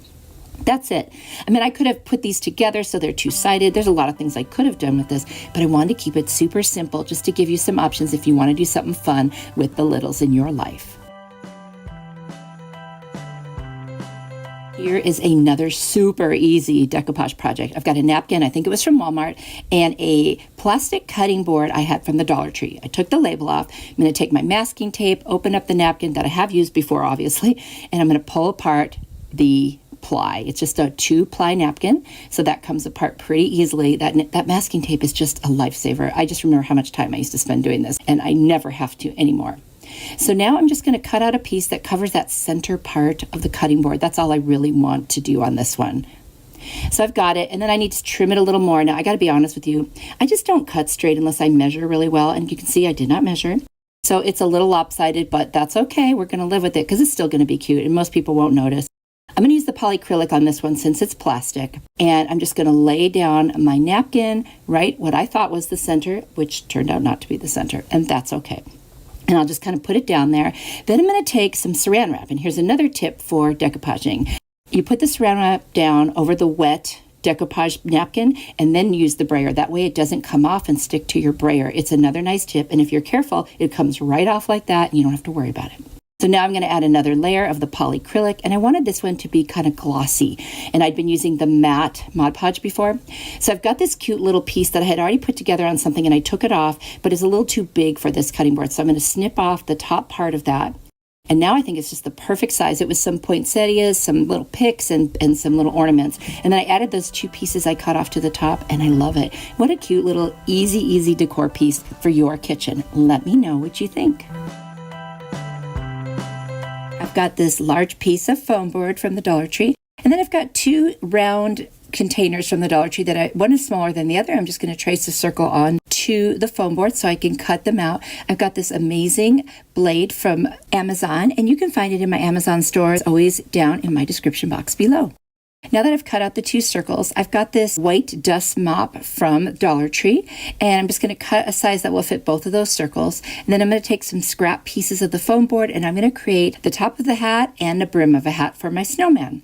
I've also got this little snow hat from the Dollar Tree, and I'm going to cut out some pieces so that we can glue them on to the hat. This is going to be the hat, covering. So I've got both pieces, and I'm going to use the part with the pattern for the top of the hat, which I think is going to be very, very cute. And I do remove that little backing you see inside of the hat. So I'm just going to hot glue these pieces onto the foam board. Very easy, just puts them on, and then I'd use my little spatula to, attach it so I don't burn myself. And there they are, both pieces are done. Now I'm going to cut out, a little closer to the size of those circles, and I'm just going to put hot glue on the foam board, set it down, and then I'll put hot glue around those edges, and then just take my little spatula and push them on top of it all the way around the circle, because that way it covers it really nice and the front looks great. And then I'll just trim off any excess that I have, and if I need to put any hot glue anywhere, I will do that. So there's both pieces, and you can see the back there. I'm going to take a craft stick, it's a large one, just put some hot glue on it and put it between those two to attach them together. Now I'm going to take the bottom of the hat, attach it, and then I'm going to take the top of the hat and attach it all with hot glue. And then once I get that on there, I'm also going to make sure that it's stuck really well to the actual snowman. Now I'm going to take another piece of a craft stick and just make sure that the hat is secured to the snowman. I've got a piece of a mop head. I'm just going to hot glue that on there and add a little piece of that dust cloth to secure it. And that way I've got a hanger for this adorable snowman. Now I'm going to cut off some more because I want to make his scarf. So I cut off another piece to go around his neck. Just secure that with some hot glue on the front and on the back. Next, I'm going to take the rest of that hat and I'm going to cut a couple of strips, and that will become this part of the scarf that hangs down. So I'm just kind of making sure I have enough. On the top of each one, I'm going to hot glue up to like a little point, the top pieces there, so that they don't stick out, and I can hot glue them right to the neck of the scarf. And there you go. And then I'll just tack down the sides so they don't move anywhere. Now, once I've got them stuck down, I'm going to take my scissors and just do an angled cut for the bottom of the scarf. Really cute already. I love it. And then I took the pom-pom off the hat and I put it right where the scarf is around the neck. Now I'm going to cut a couple little pieces, one from each end of a craft stick, so it's got that little half circle there. And I'm going to use a black marker and color that in. And then I'm going to take the hot glue and attach those to the face of the snowman, because those will become his eyes. And then I'm going to take a little chalk marker from the Dollar Tree and just kind of make the little white parts. I think that's going to look cute. I've got some orange burlap from Dollar Tree, and I'm just going to shape it into what looks like a nose and hot glue it right on the face. And then I'm going to take a black marker and make some little circles and make the little snowman mouth. I've got these fake snow flurries, and what I'm going to do is take my Aleene's tacky glue and just put it on places where I think snow would have hit him, like the brim of his hat, the top of his hat, like the side of his body, his scarf, the pom-pom, that kind of thing. I'm just going to put that over the top with the glue until it's covered, and it's just going to add that really pretty kind of iridescent snow look all over him. And I just think it looks so cute. I'm really loving this little extra thing, just to give him a little more snow. And then I'm going to take that black marker and make his 3 buttons right in the middle. You could always use real buttons if you want. Then I decided to add a little more snow just because it looks so pretty. So I wanted to, and I had some stuck on my table, so I thought I'd try to use it all up. I've got a little greenery pick. I'm just going to add one little piece there, and then I've got a little poinsettia. I'm going to add that, and that is it. I think that he came out so cute. I really love him, and to think this was made using foam boards. Amazing. You don't even have to deal with wood on this one. Let me know what you think. For this foam board hack, I've got another foam board, and I'm going to cut some triangles. They're going to be 3 different sizes, large, medium, and small. And once I have that, I'm just going to take my blade and cut them out. I want 3 different sizes because they're going to kind of be staggered in the way that I put them together. They are going to be little Christmas trees. So there they are, all 3 sizes. Now I've got 3 different fabrics. 2 of them are placemats, and one was an old pair of pajama pants, but they're all plaid, and I love that. So I'm going to start hot gluing on one edge and attach, one of the edges of, this placemat to the tree. And then I will fold it over, add some more glue, and then, just secure it so that this thing is going to be completely covered by the placemat. And I'll do the same thing, of course, with the other 2. So now I'm going to do the other side of it and just make sure it's got lots of hot glue on it. Fold that over. And then once I've got that, I'm going to trim off the edges. And then I need to add a little more hot glue on this edge to make sure that one of those pieces sticks down, trying not to let the foam board show as much as possible. So there we go. We'll just kind of push that into the edge, and then I can cut off the excess. And then at the very top, there's a little gap left, so I'm just going to add a drop of hot glue and make sure that that is nice and secure. Here I've got all 3 of those trees done, and I've got different size beads. I've got some wood slices and some dowels from Dollar Tree. And I'm just going to use the pointy side and stab it right into the middle of the Christmas tree. That becomes the trunk. And I'll do the same thing for all 3 of them. And now I'm going to add the different beads. So the beads for this one were bigger round beads that I got from Amazon. And I'm going to do about 5 beads on this one. And then on the middle one, I'm going to do 4 of those square beads, and then I'll do 3 of the smaller beads on the small tree. So now I'm just going to see how long I want them to be, and I'll nip off the rest of the dowel. I'm going to take a little hot glue and secure that bottom bead so they don't fall down. Now, my drill bit wasn't small enough for this, so I'm just going to take a nail and hammer it right into the center of the wood slice, and then I will put some hot glue and stick the little tree trunk right in there. I did that with all 3 of those. I've got these little garlands from the Dollar Tree that look like, evergreen type pick. And I'm just going to cut 3 little pieces, and I'm just going to wrap them around the very base of the tree. And you don't even have to glue these down because they're just going to stay right there. And I thought that was just a nice little touch to add that greenery down at the bottom.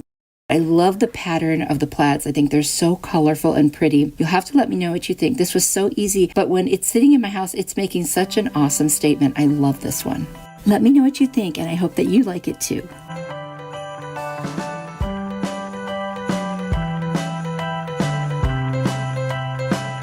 For this foam board hack, I'm going to use all kinds of scrap pieces of foam board. And then I've also got this sheet music that I ordered from Amazon. It's so cool. You can use it for decoupaging. I'm going to take a straight edge, and I'm going to make my first little Christmas tree. And I'm going to cut it out with scissors since it's pretty small. And that's going to be the template for all the rest of them. And I'm going to measure out 9 of them and cut them all. We're making a cute little Christmas tree garland.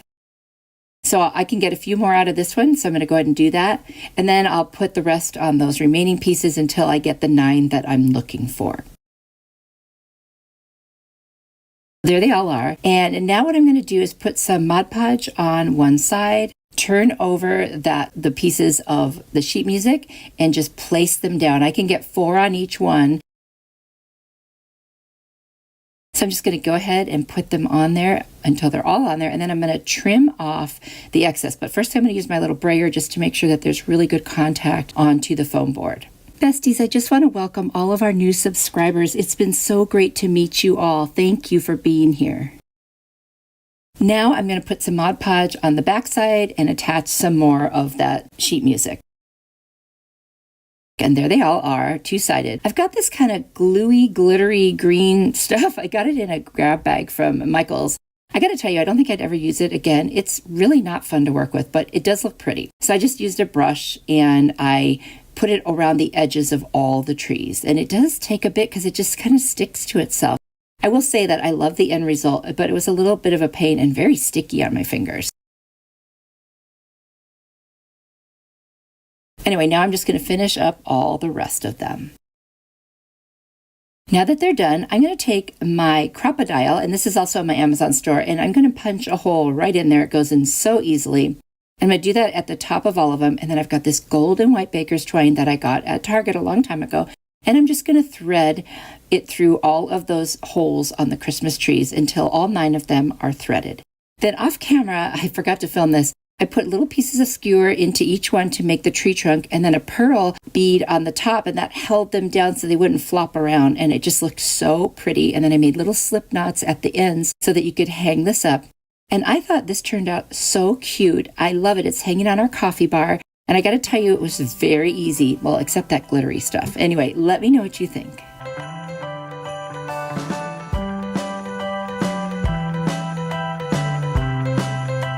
This foam board hack, I've got more scraps that I'm going to use. This is a really easy one. I'm going to cut out 3 rectangular pieces, and you can make this whatever size that you want, depending on how large you want to make this. It's going to be a snowflake. And then I just trim off any rough edges. So I'm going to end up with 3 of these pieces, and I'm going to use the original one to, sketch out the other ones and measure it out so that they will be the same. I do end up trimming them down a little bit at the end because they were a little thicker than I wanted them. So the first ones you will crisscross, and then you put the last one on top. Now there they are, and then I cut out 12 of those little rectangular pieces as well. So here we go with the cross, and then I'm just going to put, or the X, I'm going to put some hot glue right in the middle and set that down. Then I'm going to put the other one right in the middle going up and down. Now I'm going to take 2 of those little rectangles and put it underneath towards the end on each one of those pieces. See what I mean? So it's becoming a little snowflake. I'm just going to hot glue all of those on there, just the way I just did that one right there. There they are. Now I'm going to take some Mod Podge, and I've got those flurries, the fake snow flurries, and I'm just going to put the Mod Podge on there. But first, I always forget to do this, is to get that hanger on. So I've got a little gift bag hanger, and I'm just going, or handle, going to hot glue it on, and then I will just take a little bit of masking tape with some more hot glue to secure it and make sure it's on there really, really well. I love to do that, or put something over it just to add one extra layer of security. Okay, now that that's done, we can do the Mod Podge. So we'll go ahead and we'll get that Mod Podge on, and I kind of did it in sections, and then I just took the snow flurries and I sprinkled them over the top until I got a good coverage, and then I shake them off on the table, and that way I can keep picking them up and using any of the excess, and I'll just do that for the entire snowflake. And if I have any little patches or dry spots, I'll put a little bit more Mod Podge and just add a little bit more of the snow flurries, and that way it gets nice and covered. And it's funny because this is foam board, but this just takes this to a different level. It makes it really pretty. Off camera, I added a little snowflake ornament and then another little wooden snowflake in the center just to give it a little extra oomph. I really think that made it so cute, and this would be really cute in the middle of a wreath or just hanging anywhere you want. Easy gift tag. I've got a metal tag from the Dollar Tree. It comes 3 in a package. And then I've got these little garland pieces from Dollar Tree, a little bit of twine, and some berries that I pulled off of a pick. I'm just going to take a little piece that I already had that was cut, and you can just cut it to whatever size you need. And I'm just going to put it into a little circle by bending it and kind of see how it's going to look on the tag. Then I'm going to hot glue it directly to the metal tag. Then I'm going to take the little berries, and I'm just going to start placing them around the wreath as, a little bit of embellishment. I'm just going to hot glue each one on individually, just about 4 or 5 of them around the circle. This tag took no time at all to make. I just can't believe how quickly it came together. And now that I've got the last one on, I'm going to take that twine and I'm just going to make a simple little shoestring bow. I'm just going to do it with the bunny ears because it seems to lay flatter if I do it that way. Anyway, so I'm going to make that bow, just kind of arrange it a little bit so that both sides are even. I'm going to cut off the excess. I'm just going to hot glue it right to the center and kind of position it. And then I will just take my scissors and cut off even more just to make sure there's not too much of the tails hanging off. Honestly, that's it for this one. The only other thing I'm going to do is write on the back the to and the from. This is so easy, and it was so cute to make, and you get 3 of those little tags in a packet. So honestly, this is a very inexpensive craft to do. I'm going to take one more piece of the twine, double it up, put the loop through the top hole, pull the other pieces right through that, and leave it untied so that it can be attached to a gift. So now you get a gift tag, and if you want, it could be an ornament in the future. So these are going to be so much fun. I love this one. Let me know what you think.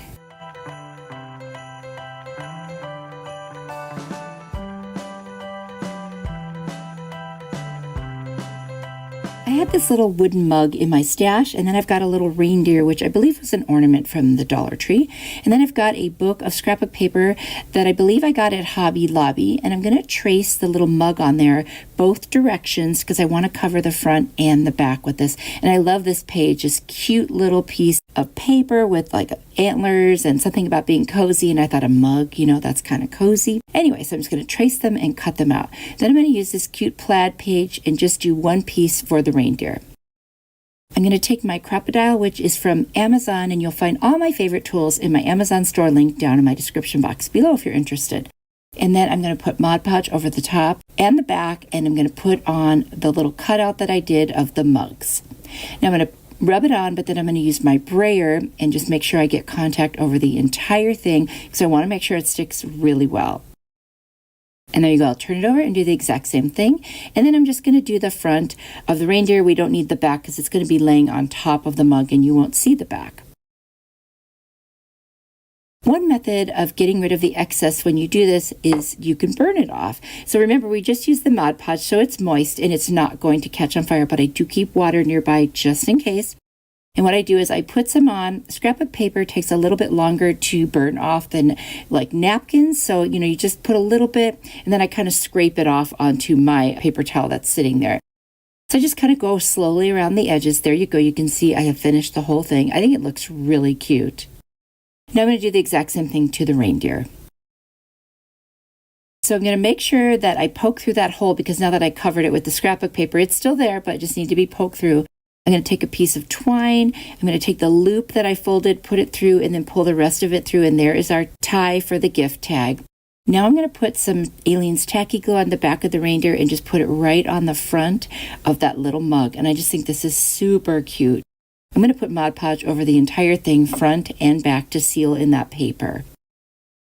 I'm going to take a marker and just write the to and the from on the back. And remember, this is a gift tag, but it could be an ornament for them too.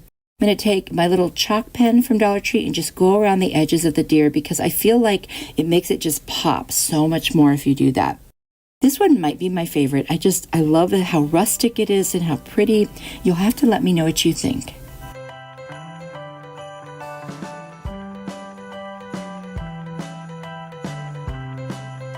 I love using my stash. I have so much stuff. I've got this little piece of wood, and then I've got these trees and a snowflake. I actually only end up using the green sparkly tree, and then I use something else. You'll see shortly.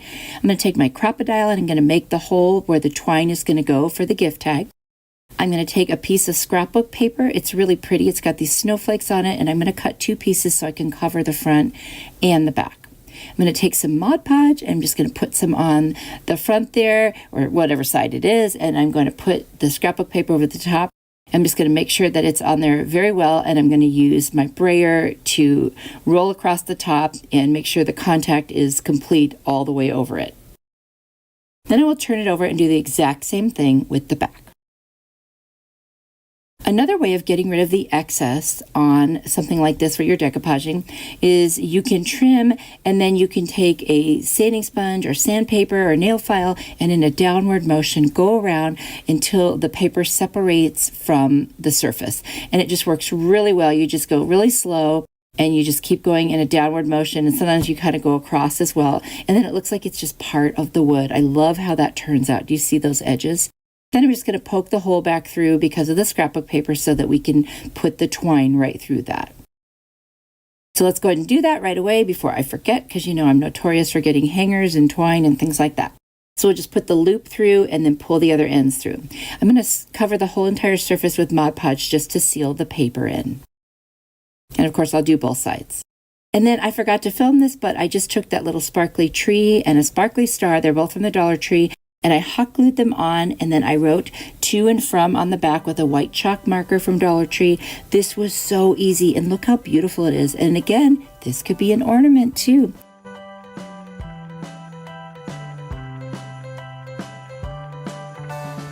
I have this cardboard tag that I had cut out. It was in my stash from a previous project. And then I've got some buttons. I was aiming for white buttons. And then what I'm going to do is use some ocean chalk paint, some chalkboard paint, and some linen white chalk paint. And then I've got a fan brush, which we're going to use. It's really fun. I'm going to take my crocodile, and I'm going to make a hole in the top of the tag. That way we will have a place to put the twine. I'm going to take the ocean colored chalk paint and some of the black chalkboard paint, kind of mix it together. I'm going to cover both sides and then add a little more of the ocean on top because I want it to look like a night sky that's really dark. Now that I've got both sides done and they are dry, we're going to take that fan brush and some of the white paint. I'm just going to tap it all over. And what this does is it creates the effect of like falling snow. And I love they don't all come out the exact same size. Once that is dry, I'm going to fold my twine in half, put the loop through the hole, and pull the rest through.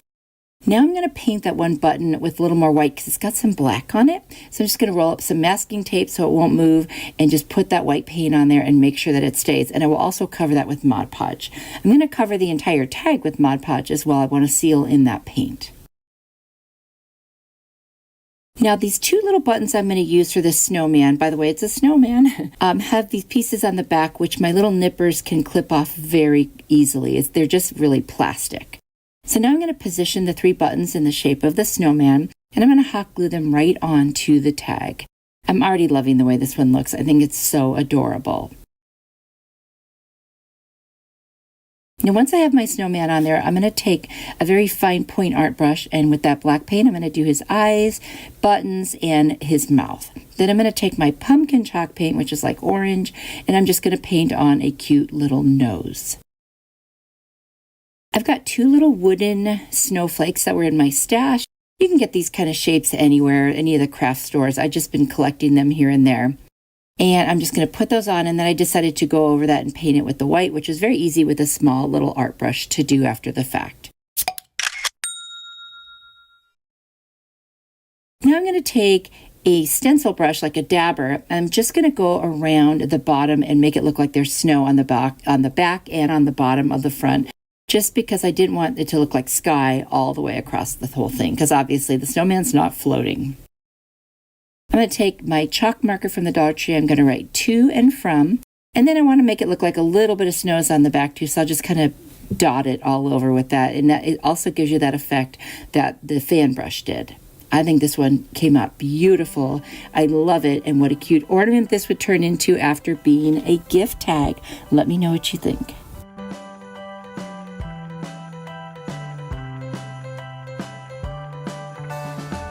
Have I mentioned I have a lot of stash? Yeah, I do. Anyway, I've got this cute little round piece of wood and a snowflake. And then I've got some different paints. I'm going to use silver and also white. And then I've got my fake snow flurries that I've been using a lot lately. I'm going to take that silver. Now, I didn't paint this white first, so it's going to almost look like a stain on the natural wood. If I'd painted it white, then it would look very silver. But I kind of like the idea of it looking like a silver stain, so that's what I did. And I am going to do both sides on this as well. Then I'm going to take the white chalk paint and just do one side of this snowflake, because it will be hot glued on and you won't see the back. I'm going to take that snowflake and I'm going to put Mod Podge over that white side, and then I'm going to take my snow flurries and just sprinkle them all over and kind of pat them down so that the whole snowflake is covered with the faux snow. And I absolutely love that effect. It just adds so much dimension. I love that iridescent look that it has. And I'll just shake off the excess. And before I forget, I'm going to put my twine in one of those holes and just kind of string that through so we have a place to hang the gift tag. I'll take some hot glue, and I'm just going to put glue around the whole back of the snowflake, and then I'm going to hot glue it right in the center of this cute little wood round piece. It almost looks like a wood doily, doesn't it? I don't know. I think it's really pretty. Now I'm going to add a little bit of the Mod Podge around just the edges and just very lightly add some of the snow. I don't want to cover it completely. I just want to give it like that shimmery look, and I just think this is gorgeous. I'm going to turn it over, and I'm just going to write the to and the from with a marker. And I just think this one is so beautiful. It looks so elegant. And like I've been saying all along, you could turn this into an ornament after it's done being used as a gift tag for that person. It becomes like a gift. And I think this would be a gorgeous ornament. Just so pretty with that iridescent look. I don't know about you, but I really, really love it. You'll have to let me know what you think.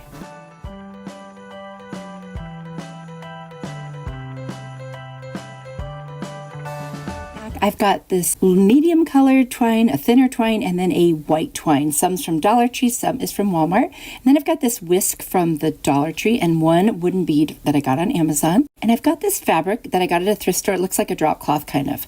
Now I'm going to take this book because it's about the right size, and I'm going to wrap each of those different kinds of twine around 15 times and then cut off the bottom. And then I'll start the next one and do the exact same thing with both of those remaining ones. I'm trying to get a very thick piece here. I'm creating what's almost like a tassel, but not exactly, because I'm going to just put some twine right through the top and tie a couple of knots there, and not instead of around like a section of the top like you would with a tassel, because I don't need that part. And then I'm just going to take my scissors and cut through the whole bottom, and that way what I'm creating is a gnome beard, and this is going to be a very long, wily beard. I'm going to take the whisk and I'm going to put that piece that I made inside there, and then I'm going to hot glue it to that very like base part of the whisk. Then I'm going to take the bead and put that on there, and that will become the gnome's nose. I'm going to cut a piece of that fabric, and I'm just going to kind of size it on there to make a gnome hat, and I'm just going to cut off excess as I go, and just keep working with it until I get the right size and shape that I want. Once I have that there, I'm going to glue the middle part of it to the nose just so it's attached. And then I'm going to turn it over and glue it to the very top of the whisk. Now, I used the whisk because I wanted something to give it structure. And I've had this whisk in my stash forever, and I thought I need to do something with it. So there you go. I'm going to cut off some more excess of the fabric.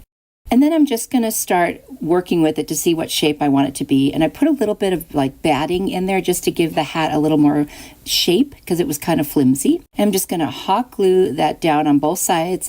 And then once I have it hot glued, I'm going to take a very small piece of twine and just tie around the top. So instead of having a pointy gnome hat, I'm going to have like the kind that's tied. I don't know if you've seen those before, but it's another cute version of a hat you can do. Almost like a beanie, I guess, as if it had a tassel on the top or a pom-pom. I'm going to take a thick piece of rope, and that's from the Dollar Tree, and I'm just going to hot glue it around the brim of the hat. I felt like it needed something just to give it a little bit more structure. So I'm just going to do that on the back as well and cut off the excess. Very easy project. I just want to mention that. It came together very quickly, and it's turning out absolutely adorable.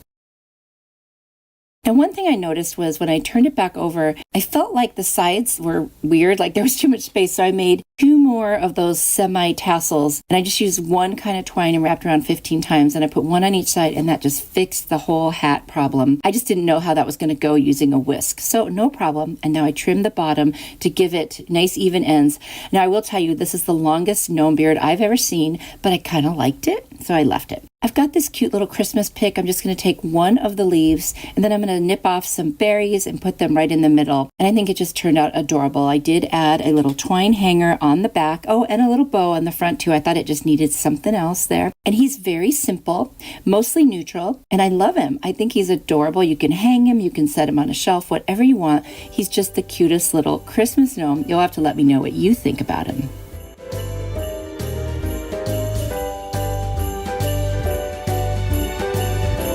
For this twine hack, we're going to use a combination of the Dollar Tree nautical rope and some twine. One of them is from Walmart and all the rest are from Dollar Tree. If you are enjoying this video, I hope you will hit the like button, and if you're not already, please consider subscribing. What we're going to make bells is going to be a little bit different, but they're going to go together in the end.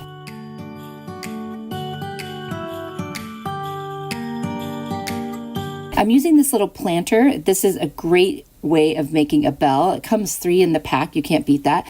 This comes like 5 or 6. These are little like propagator planter things. They're very thin, but they work. And then these are the little mini red solo cups, and you get quite a few in that package as well. I'm going to take my hot glue gun, and I'm just going to make a hole in the bottom of all 3 of the different bells I'm going to use. Originally, I was going to make 3 sets of bells, 1 of each size, and then I thought, well, you know what? Let's just try 3 different sizes. So that's why you see all the other ones there. I didn't end up doing that. I'm going to take the multicolored twine and just start hot gluing it around. I did start on the bottom of this one using my hot glue, and I'll just go all the way around up to the top. There it is. And like I said, I only did 1. I'm going to do the same thing with the little propagating planter. I think that's what it was called. Anyway, I just go all the way around until the entire thing is covered. There you go. And I did make a hole in that one as well at the top with my hot glue gun. Then I'm going to do the bigger one. Now this one, because it's a thicker rope and a bigger bell, I'm just going to start at the top. It just felt a little bit easier that way. So I'm just going to wrap it around and go all the way around till I get to the very bottom. And this one, I love. This is my favorite. I actually think this would make a great set of 3 bells if you wanted to do that. And since 3 came in a packet, how perfect. Now I'm going to take the thinner twine and I'm going to put it through the top. And I'm going to attach a bell, and I'm going to do this to all 3 of the bells. I'm just going to knot it on there and trim off the excess. And then I'm going to figure out how long it should be so you can just kind of see the bell hanging out. And then I'm going to make a very thick knot that's going to be on the inside so that when you pull the string, it stops it from pulling all the way through. So I just kind of pulled that through the hole after I made the knot, and it worked perfectly. I did the same thing for all 3 of them, and it was actually a very easy way to do this. So there they all are, and now I've got all those twines coming from the top, and what I want to do is I want to figure out how I'm going to hang them. So I'm going to start playing with the top piece there, and then I'm going to hold them up. I hope this makes sense. Hopefully you can just see what I'm doing, and that way I can see how they're going to hang. Took a little bit of maneuvering. Once I figure out how there they are, how I want them to hang, I will make a knot at the top and create a little loop hanger with the same twine that I'm using. So you could do this in a number of ways, making hangers, but I felt like it was easier just to use the twine I already had there. And then I'll just trim off the excess. I have these adorable little bows from Walmart, and I'm just going to attach them to the biggest and the middle size bell. It was too big for the little bell. And so I'm just going to put those on, and then I made a cute little twine bow for the little bell. I've got some frosted pics, and first I'm going to hot glue the bells down on all three of them, and then I'm going to add the little frosted pics a little bit to the top of each one just to give it a little greenery. And I just think these turned out stunning, and they actually have real bells in them. So how cute is this? You'll have to let me know what you think, and would you like to make this?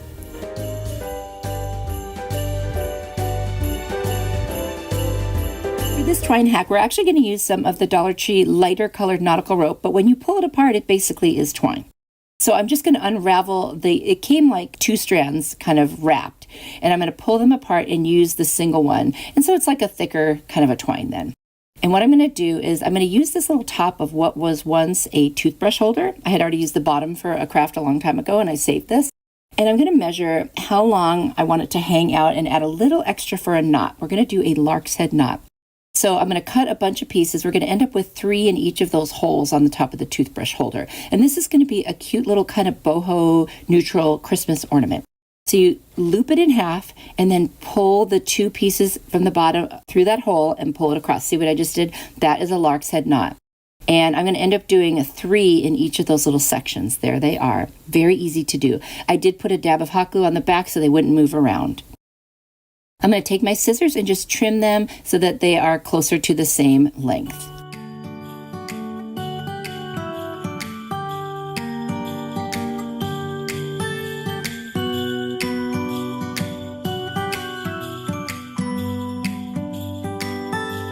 It was the night before Christmas. I was closing down. Now I'm going to take a little toothbrush and I'm just going to brush out the ends of the twine. And look how pretty that looks. And then I took another piece of twine. I'm just going to make another lark's head knot underneath where I'm going to call the top. And I'm just going to loop that through and pull around the back. And that will become our hanger. And I'll just put a little knot at the top so that it will, hang nicely on the tree. Super easy. This is a very fast one to make as well. Next, I've got this pine cone and I'm going to hot glue it right to the center. I thought that went with the look, gave it that very natural, neutral type look. Now I've got some rope that is from Walmart. I'm going to put it through those holes and I'm going to hot glue it across each of those little metal pieces because there was a lot of metal showing and I didn't want as much of that to show. So I'm just going to kind of make a circle there and that kind of connects each of those sections of the lark's head knot. And I really like the way that turned out. I think the contrast in the color is really nice. And once I finish that, I'm just going to cut off the back. Well, I'm going to hot glue it down and then cut off that last little excess. Look how pretty this is, especially if you were doing like a woodland tree or a very natural boho looking tree. Let me know what you think.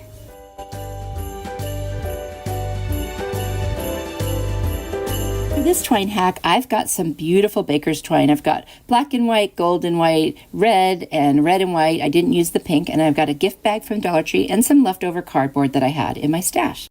I'm going to take a couple of things that are a circle, 3 different sizes, and I'm just going to trace the circle onto the cardboard of all 3 of those things. I just used little containers or glue or whatever that I had, and then I'm just going to cut out those circles. Now I'm going to position them on the bag. What this is going to show is it's going to be like little ornaments on a gift bag, and we're going to use the twine to decorate them. So I'll start with the red. I'm going to start it with a little drop of hot glue and just kind of start that center part and wrap it around a little bit. And after that, I'm going to use my Aleene's tacky glue because the hot glue would get really messy. So I will start putting glue around the outside, wrap it around, push it down so it stays in place, and I'll keep doing that till I go all the way around. Now you can see it's not perfectly centered, so when it was all done, I just trimmed off the excess cardboard and it works out just perfectly. It's hard to get the exact center when you first start. Even if you start in the center, it just doesn't lay right. Anyway, no big deal. I just trimmed it off. So it'll go all the way around, and there it is. Look how cute that is. And then I'm just going to cut off the end and glue it on the back. I'm going to take a red marker just to get the sides so you don't really see that cardboard so much. So I did the same with the other ones with the gold and white and the red and white. And now I'm going to hot glue them onto the gift bag. And I'm just positioning them so that the little hangers that they're going to be hanging from won't get in the way of each other. So I put enough gap between them for that.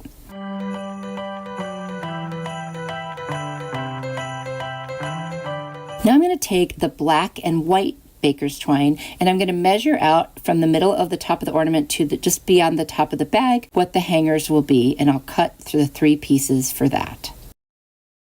Once I have all those cut out, I'm just going to use my hot glue, start in the center of each ornament, and then do a little bit of glue in the middle, and then up at the top, just a dot. Doesn't need a lot.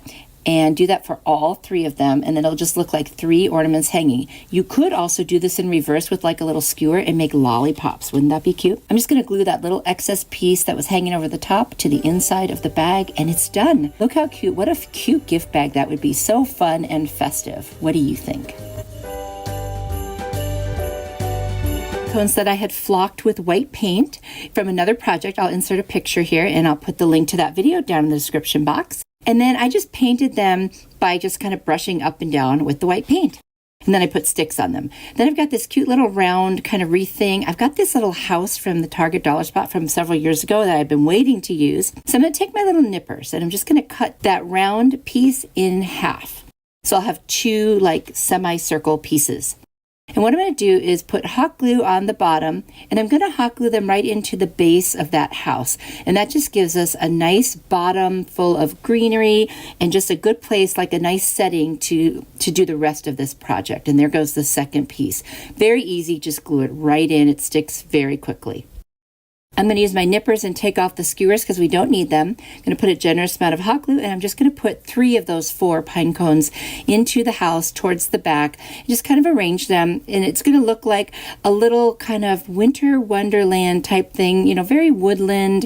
I just love it, and then I love it with the metal and the wood piece for the house. I've got these really cute sparkly branches. I'm just going to cut them up and stick them in various places to give it that icy kind of wintry look.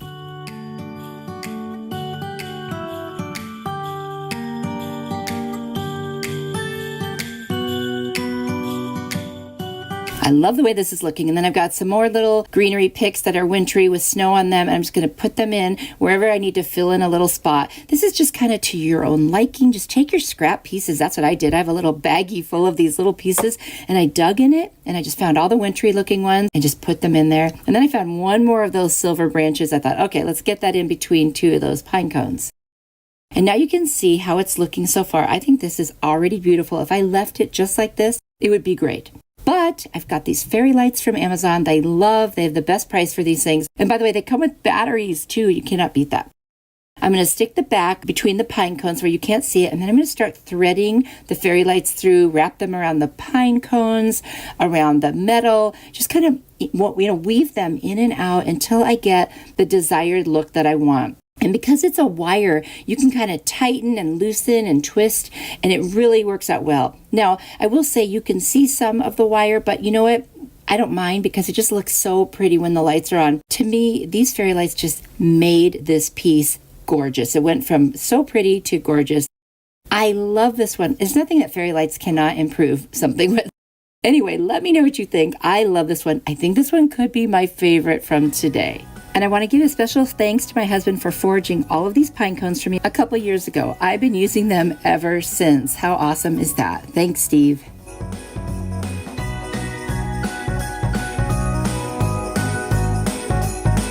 I'm going to take 9 pine cones that I have, and then also this wired jute cord from the Dollar Tree. Now what I'm going to do is take my tin snips, and I'm going to decide how big of a piece I want to cut. I'm just going to start stabbing it in between the petals of the pine cone and then roll it around and keep clipping and clipping and clipping until I get enough of a gap where I can just really go in there and kind of break it off. And you'll see it takes a little bit of pushing, not too bad. And then I just finally go in there and I just kind of break it off. There you go. Now I'm only going to use those smaller pieces. I'm going to do that with all 9 of the pine cones. We're going to make a pine cone garland, and I just didn't want to use the huge pine cones for that. It would just be so heavy. I'm also going to snip off any excess that was left where I cut it in the first place so that it would just lay a little bit more flat. And there you are, all 9 of them. And so then what I'm going to do is take the jute cord, and first I'm going to make a little loop on each end, and that's how we'll hang this little garland. We just always need to remember to do that hanging loop before we go any further. It's like putting a hanger on the back of something. You got to do it early. And now what I'm going to do is take my little pieces of the pine cones and I'm going to use my hot glue, put a bunch of hot glue on the bottom of the pine cone, and then just kind of stick that piece of twine right in there, kind of bend it in, and then add some more glue on top. Now you do have to wait for it to dry, otherwise when you lay it down it might come apart. So I just held it and waited. I also had a fan and I let that go. So there they all are, all 9 of them, and you can see the loops on the ends. I've got this garland of poinsettias and I'm just going to take the flower itself and I'm going to hot glue it to the top of every other pine cone. I thought that would be really pretty to have that nice pop of red. And again, just add some hot glue, hold it down until it dries. This one doesn't take quite as long. And then I will go ahead and do that every other one like I said. Then I thought it needed just a teeny bit of greenery, so I've got these cute little frosted pics, and I'm going to put them on the ones that don't have poinsettias on them. And they're just adorable. I just hot glued them on, and I love the way this looks. I have another garland on our fireplace, and I added this to it, and I just think it looks so pretty. This was very easy, came together very quickly, and I just love it. I love making garlands. Garlands are very expensive, I've noticed. So whenever you can make your own, my gosh, do it, because you will save so much money. Let me know what you think.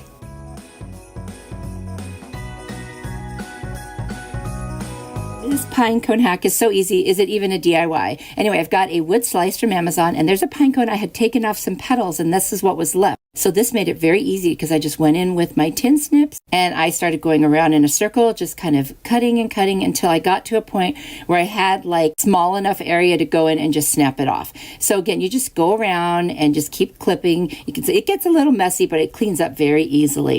And then once I had it deep enough in there, I was able to go ahead and pull off the end. And what I just did was I put it on there and then I just tried to squeeze. Well, I'm not strong enough, so then I snapped it off. There you go. And now it looks like a flower when you turn it to the cut side. I'm going to take this piece of jute and I'm just going to put it right through, make a loop, and then pull it through like a slip knot or a lark's head knot and just tie a knot at the top. So that way we've got our hanger good to go on this ornament. You know, I tend to forget this, so I just got to remember to do it as quickly as possible so I don't ruin anything afterwards. So now I'm going to go ahead and try to put it on there, but I noticed that back side is just a little too rounded. So I'm going to take my little nippers and just cut off as many petals as I need on the bottom till I get it a little more flat. That's really all I'm going for, is a little bit more of a flat surface, and then just cut off that middle part, to the center of the pine cone so that I can glue it on and have it stay very nicely without it kind of tipping and, being too thin.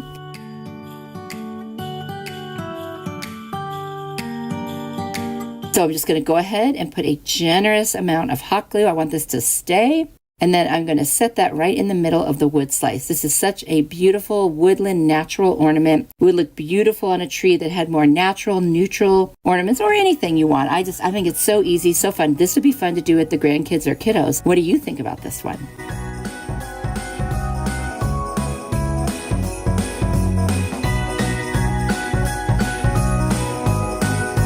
This pine cone hack, I'm going to take some pine cones that were part of another DIY that I did last year, and they were already painted with the red and the green, just kind of flocked, if you will. And then they were on a skewer, which we will take them off. And then I've got these little mini bamboo wreaths that I got on Amazon and some green pipe cleaners. I'm just going to arrange them in a circle, and then I'm going to take the pipe cleaners and I'm going to take 4 of them all together, fold them in half, and then cut them. And that way what I will have is a piece to go for each of those intersections where the little wreaths meet. So we're going to use mini wreaths to make a regular size wreath. And I'm just going to take the pipe cleaner, put it between 2 at a time, twist it about 4 times. And I'll just keep doing that until I get all of them together. So I did half and half, and then I will go ahead and attach the 2 halves together. I just thought that was an easier way to arrange them and make sure that they were distributed in a way that I thought looked really nice. Such an easy thing to do.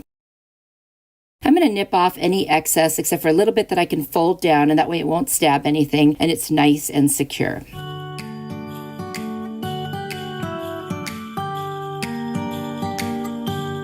So there you go. Now I'll just turn it over because that's the back, and there is our front. Now I'm going to take a piece of the wire jute cord. I'm going to make a loop and attach it, and that is our hanger. I'm going to nip off the skewers, so there are 6 of those colored pine cones, and then I took 2 natural ones that I had. And I'm just going to hot glue each pine cone across each of those little mini wreaths. Now you could arrange them, going horizontal, vertical, whatever you want. I just kind of went around whatever I thought at the moment looked good. I could see you doing this any way you want. So there we go. I'm going to glue them all on. And that's done. And now I just wanted to add a little bit of snow. So I've got this snow spray that I think I got at Dollar Tree. I'm going to very lightly, I didn't want to overdo it because I want you to still see the colors. So I'm just going to very lightly do it. I would recommend that you do this outside. I don't know why I thought it was a good idea to do inside, but it was a lot to clean up afterwards. So definitely do this outside. Or if you have a way to put a lot of paper on something where it won't get anywhere, but it picked up in the air and it just got all over the place. Anyway, I do think it looks really cute and I like it. I mean, you don't have to flock it if you don't want to, but I just thought it looked so pretty and I really love the way it came out. You'll have to let me know what you think. This was a very easy project.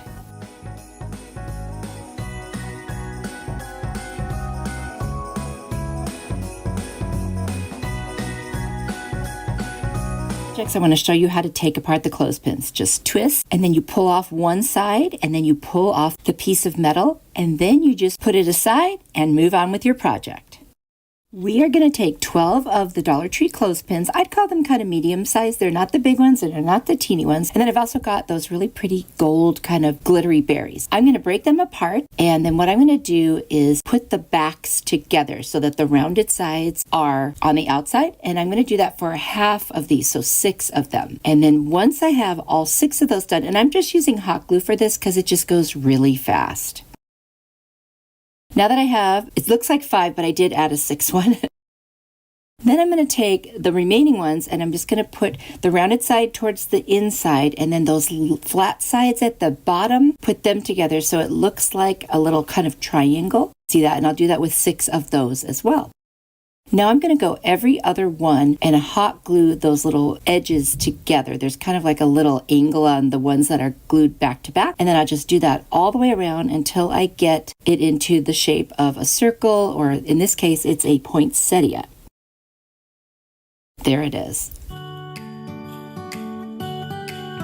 I'm going to take my lacquer Waverly chalk paint and I'm going to paint the whole thing. Now, the parts that are really hard to get in the middle, I'll try to get them, but I mean, it's not perfect and I'm okay with that. Now I'm going to just go ahead and add my hanger now by taking a little piece of twine, looping it in half, tying a knot, and then I'm going to hot glue it to the very back. And I'll, of course, trim off the remaining little piece there after I put a little more hot glue on the top to secure it. Now I've got a piece of red felt and I'm going to figure out if I have got something that's the right size to fit around the back of the poinsettia. I'm just going to trace that and then trim it out. And it does end up being a teeny bit too big, but that's good, better than too small. So what I'll do is I'll check it out on the back there and see how it looks. And then I'll just go ahead and trim a little bit more off because I don't want that showing around the edges. I just want it to be more in that middle because it's going to be a place where we can glue those little gold glittery berries to. So I'm going to add some hot glue all along the back and set that little round piece of red felt right on there. Use my little spatula that you can get at Dollar Tree, by the way, or Amazon, and just put that on there. That way you don't burn yourself. Now I'm going to take my nippers and get rid of the stem on those gold berries and kind of twist off some and nip off some and basically just put hot glue and put them in. And make sure the parts where I ripped it off where you see the white styrofoam are down so you don't see those. And that's the easiest way to deal with the glittery one because I didn't have any gold glitter to fix them if I needed to. So I'm just going to fill in the entire inside and that's it. I think this turned out beautiful. I love this one. Please let me know what you think.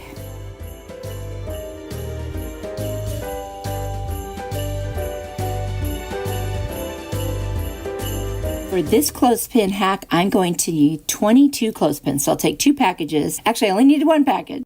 And I'm just going to pull apart the metal part and get that out of there. I'm going to put 22 of these together. So I'm just going to go back to back and I'm going to be making a circle. So those pointier ends will be in the middle and that's where you want to make your circle. There you go. Now I'm going to take a combination of tacky glue and hot glue. This is my preferred way to do it. Sometimes when I'm in a hurry, I only use the hot glue, but just, when I'm really trying to make something way more solid, I'm going to use both.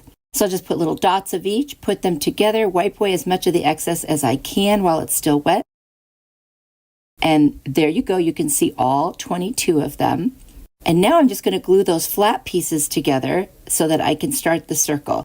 And you really have to hold this, they're so small, you really have to hold this close so that your middle part lands the way you want it. Now mine's not perfect, but it does turn out really nice. There you go. You know, originally I was going to make a trivet, but these clothespins are a little smaller, so there's half of it. And so I end up making an ornament out of this instead. So there it is. They are all glued together. I think that looks so pretty. So bigger clothespins would make a great trivet. I'm going to very carefully take my sanding sponge from the Dollar Tree and I'm going to sand off any excess glue and just kind of smooth the top. Then I'm going to take my antique wax from Waverly and a paper towel. You could use a cloth, you could use a brush and then wipe it off. But I figured I'll just do it at the same time. You can add as much as you want to get it as dark or as light as you want, or you could even spray it down with water and do kind of like a watered down version. But I love the shade that this turned out. I am going to do both sides. And once I have both sides done, then I'm going to take that paper towel and just go around the edges. I didn't worry too much about way on the inside. I think it kind of looked cool actually to have a little bit of that natural wood showing. So it's all finished now. I'm going to go ahead and take a piece of twine, loop it, tie a knot, and hot glue it right to the back of this ornament. I'll trim off the excess and add some more hot glue to make sure it's very secure. Now I've got this little poinsettia from a garland that I got at Michael's, and I think it's going to look great in the center. So I'm going to turn it around and put hot glue on the back of the petals because there is that hole in the middle. So I've got to put it there where it's going to hit the clothespins and then press it down. Then I'm going to turn it over and add some more hot glue back in the center there and nip off the excess just to make sure it's very secure. I mean, this is a very lightweight ornament. I'm not too worried about it, but I just wanted to make sure. I think this one turned out beautiful. I love it. I love the contrast of the red on the stained wood. I just think it's gorgeous. You'll have to let me know what you think.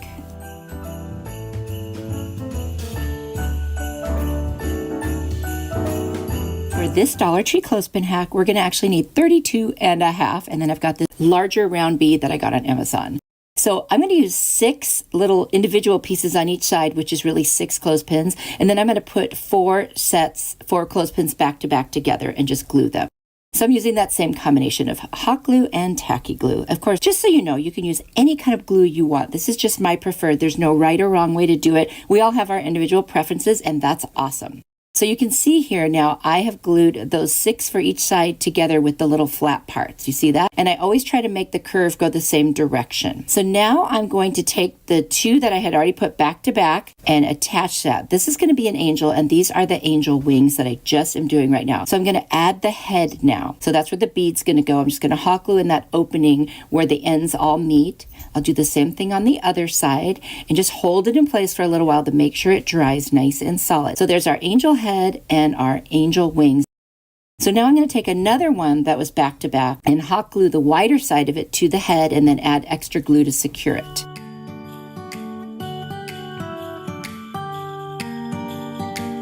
And now I'm going to start taking individual halves of the clothespins with the little curvy side pointing up and just put them going down for the angel's body, and then I'll put one in between each of those because they're angled, so it creates a gap. And I'll just keep doing that all the way till they meet at the very bottom. Do you see that? You can always slow this down. There's a little gear button in YouTube. You can slow it, make it faster, whatever you need. So just so you know, or you can freeze it or do a screenshot. So now I'm going to add one more level in the gaps that have been created. You see what I'm doing? I'm just putting them, and I'm trying to put them in the right direction. I think there's one there that I put in the wrong direction, but I did catch it and fix it. So I'm just setting them in there now so they're all ready to go. And then I'm going to get the glue and start putting them in. And I think I just used hot glue for that part to make it go a little faster. So there it is. Now I'm going to very carefully take my sanding sponge from the Dollar Tree and just make sure I get all the glue off and just smooth it. I'm going to turn it over on the back and add a piece of twine that I looped and tied a knot. And of course, I'll add extra glue and cut off the excess. And I'm not using the tape I usually do because there's no room. Now I'm going to take my Rust-Oleum linen white chalk paint. I'm going to paint the front, back, insides as much as I can get to. Then I'm going to take my antique wax by Waverly, and I'm just going to very lightly dry brush, where I put a little on the brush, wipe most of it off, and then kind of drag it around the edges and over it. I've got some of these pearls from Dollar Tree. I'm going to put 3 right down the middle, and then some little berries. And then I've got this pretty little frosted pick. I'm just going to add a piece on each side of that little head there, and that's it. I think this is absolutely gorgeous. This might be my favorite today. I don't know. Let me know what you think.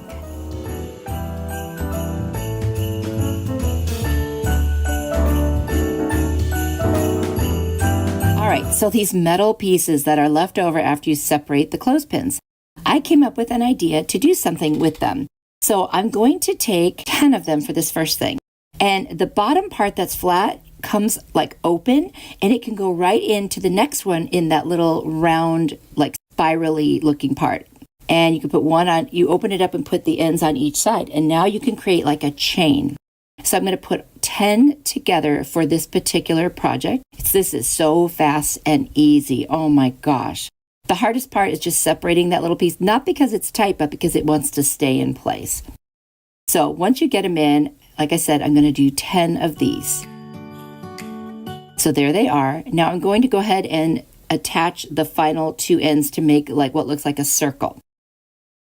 Now I'm going to shape it into a star. So it takes a little bit. You got to have to hold it in place while you keep moving it.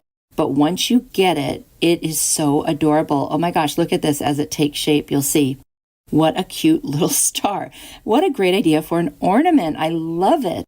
So anyway, now that I've got it, I'm going to take a piece of red and white baker's twine. I'm just going to put it through the very top, tie a knot, and literally that's it for this one. It came out so cute. Can you imagine making a whole bunch of these or like a little garland with them? How pretty would that be?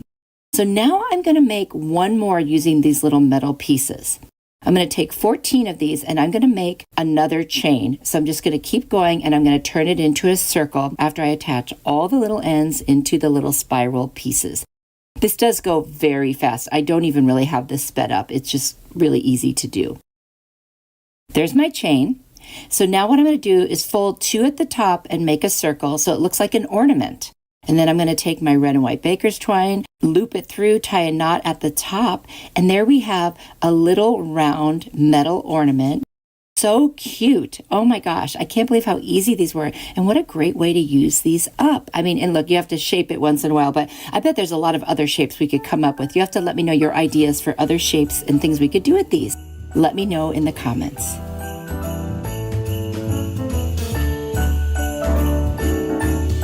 DIY, I'm going to take one of these small 8-inch wreaths from the Dollar Tree, and then I've got a book that I've used many times before. I'm going to take a little hot glue. I just took out some pages that have a lot of words on them, and I'm going to start rolling it up until I get kind of like a little pointy end, and then I'll just tack down the other end of it, and this is going to be that first layer that goes around on this wreath. So there'll be 4 in each of those sections of 3.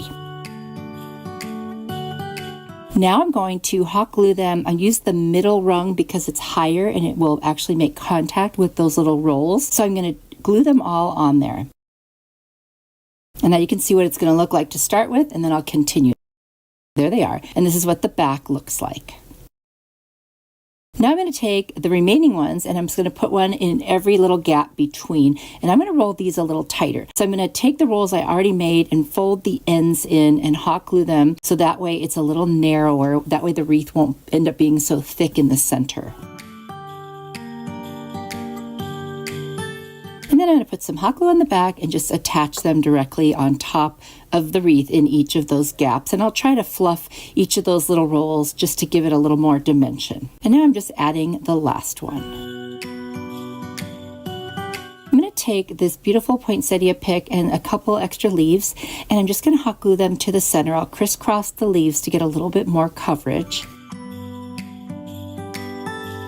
It was the night. And then I'm going to hot glue the poinsettia right in the center. I wanted to add a little bit of color to this since, book pages are basically like black and white. I'm going to add my hanger on the back with a little bit of jute, just tie a knot and then pull it around, and I do tack it down with a little bit of hot glue so it stays in place. I'm going to go ahead and add some more hot glue on the back where that middle rung is where all the paper was attached, just to add more security. Now I'm just going to take that second wreath ring that came with it, and I'm going to trace out the middle circle, and I'm going to use the back of a gift box from the Dollar Tree. I had used the front for something. And all I'm going to do is cut that circle out, and that's what we're going to put on the back to kind of cover up the back of the wreath and just make sure that all the paper has one more place to stick to at the book pages. I think that's a really good way to secure it. Now I'm going to take a little bit of my antique wax from Waverly, and I'm just going to dry brush around all the edges and then lightly over the top. I want to create kind of the antique look to the pages, and I just wipe most of it off the brush and then put it around the edges and then a little bit, across the middle, if you will. I did end up adding a little bit of white because I went a little crazy with the distressing, so I wanted to fix that. Now I've got these cute little pics that are glittery, and I'm just going to cut off the end and cut them right in the middle, and that way I get 2 out of each one, and I'm going to arrange them sticking out from the middle of the poinsettia. I just felt like it needed a little more green, and those leaves I put on were just not showing like I thought they would. So anyway, I love this. I think this really added the final touch to make me happy with how it turned out, and it was very easy to make. You'll have to let me know what you think of this one. I think this one is my favorite today. How about you?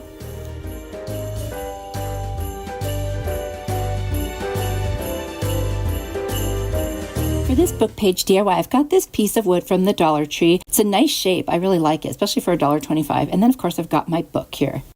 This book is lasting so long for these crafts. I'm going to take a little bit of Mod Podge, and I'm just going to start painting it over the top of this piece of wood. And that way I can start decoupaging book pages on there. So I'm going to pull out some pages, and I'm going to start ripping out pages that have words on them. I definitely want words. I don't want blank spaces as much as possible. So I'm just going to randomly rip them in different shapes. And then I'm going to start attaching them with the decoupage in all different directions and just all over the place. I want it to look kind of random. And I love the look of that. I think it's really cool. And then once I get it on there, I'm going to make sure there's enough underneath. And then I'm going to also put some over the top because I want to seal this in and make sure that it's just completely decoupaged over the front of this piece of wood board.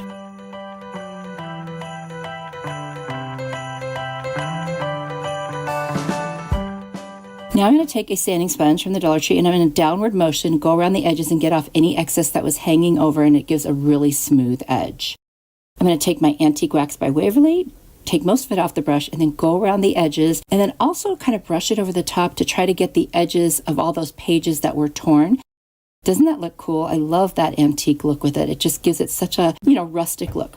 I've got this ornament from the Dollar Tree, super cute Christmas tree. I'm going to cut off the hanger, and then I'm just going to put a generous amount of hot glue. It's got a bell on it too, which I thought was really cute. And I'm just going to attach it right to that middle of the board. Super easy, just sticks right on there. Then I've got this beautiful little red velvet bow from Walmart, and I'm going to fold the tails in half and then cut from the bottom towards the top at an angle, and that will create my little dovetails. And then I'm just going to go ahead and hot glue it right to the top of the tree, and that gives the tree a cute little topper, and I'll tack down the little ends of the tails so that they stay in place. Now I'm just going to turn it over, and I've got this gorgeous wired ribbon. I'm not sure where I got it. Probably was wrapped on a present, I think, and I saved it. Anyone else save ribbon from presents when they like it? I don't know about you, but I have a lot of it. So I'm going to hot glue that down. I'd love to take some masking tape, hot glue it, and put it over anything. It just seals it in really well. I feel like the hot glue just kind of melts into that masking tape, and it makes a really good permanent hold. So I'll just tack down the middle and both sides with the hot glue, and then I'll just take my scissors and cut off the little pieces that were hanging over the edge.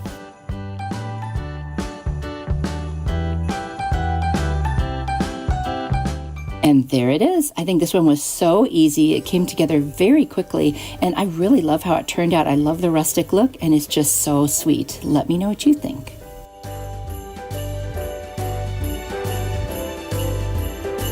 This book page DIY is so easy. I just got this ornament from the Dollar Tree. It came in a pack of, I don't forget, like maybe 10. And I cut out these little circles from a book page with words on them. And I'm just going to start from the top and go around and overlap them and just create a cute little bauble that has little book page circles on it. You could cut other shapes if you want. I just thought this would be super cute. I love this so much. It just, I don't know, it's just super cute and sweet. And especially if you have a very rustic tree or neutral tree, I think this would look great.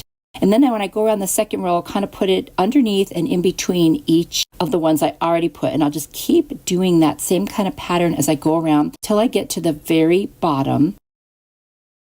And here you can see me about a little more than halfway done. You can see how I've alternated them. And now I'm just going to go ahead and finish that off. Now, any piece that was sticking up after I did that, I added a teeny bit of hot glue underneath and just set it down with my little spatula that I got from Dollar Tree, which I think they have on Amazon too, I'm pretty sure. Now I'm going to take a little bit of twine and wrap it around the gold little hanger top of the ornament. I just wanted to keep it looking as rustic as possible. And I'll just tack it down here and there with some hot glue until I get to the point where it's covering the whole side, and then I'll cut it off. And then I'm just going to take a little ornament hanger, which I got at the Dollar Tree. This whole package, this will probably last me forever with crafting. And I'm just going to stick one in there. It was hard to get any twine in there just the way it was made, so I decided not to do that. But I just went ahead and put this in, squeezed the bottom, and there you go. How easy and how cute is this? Oh my gosh, you could use any kind of glue. I just did the hot glue because it would go really fast. Let me know what you think.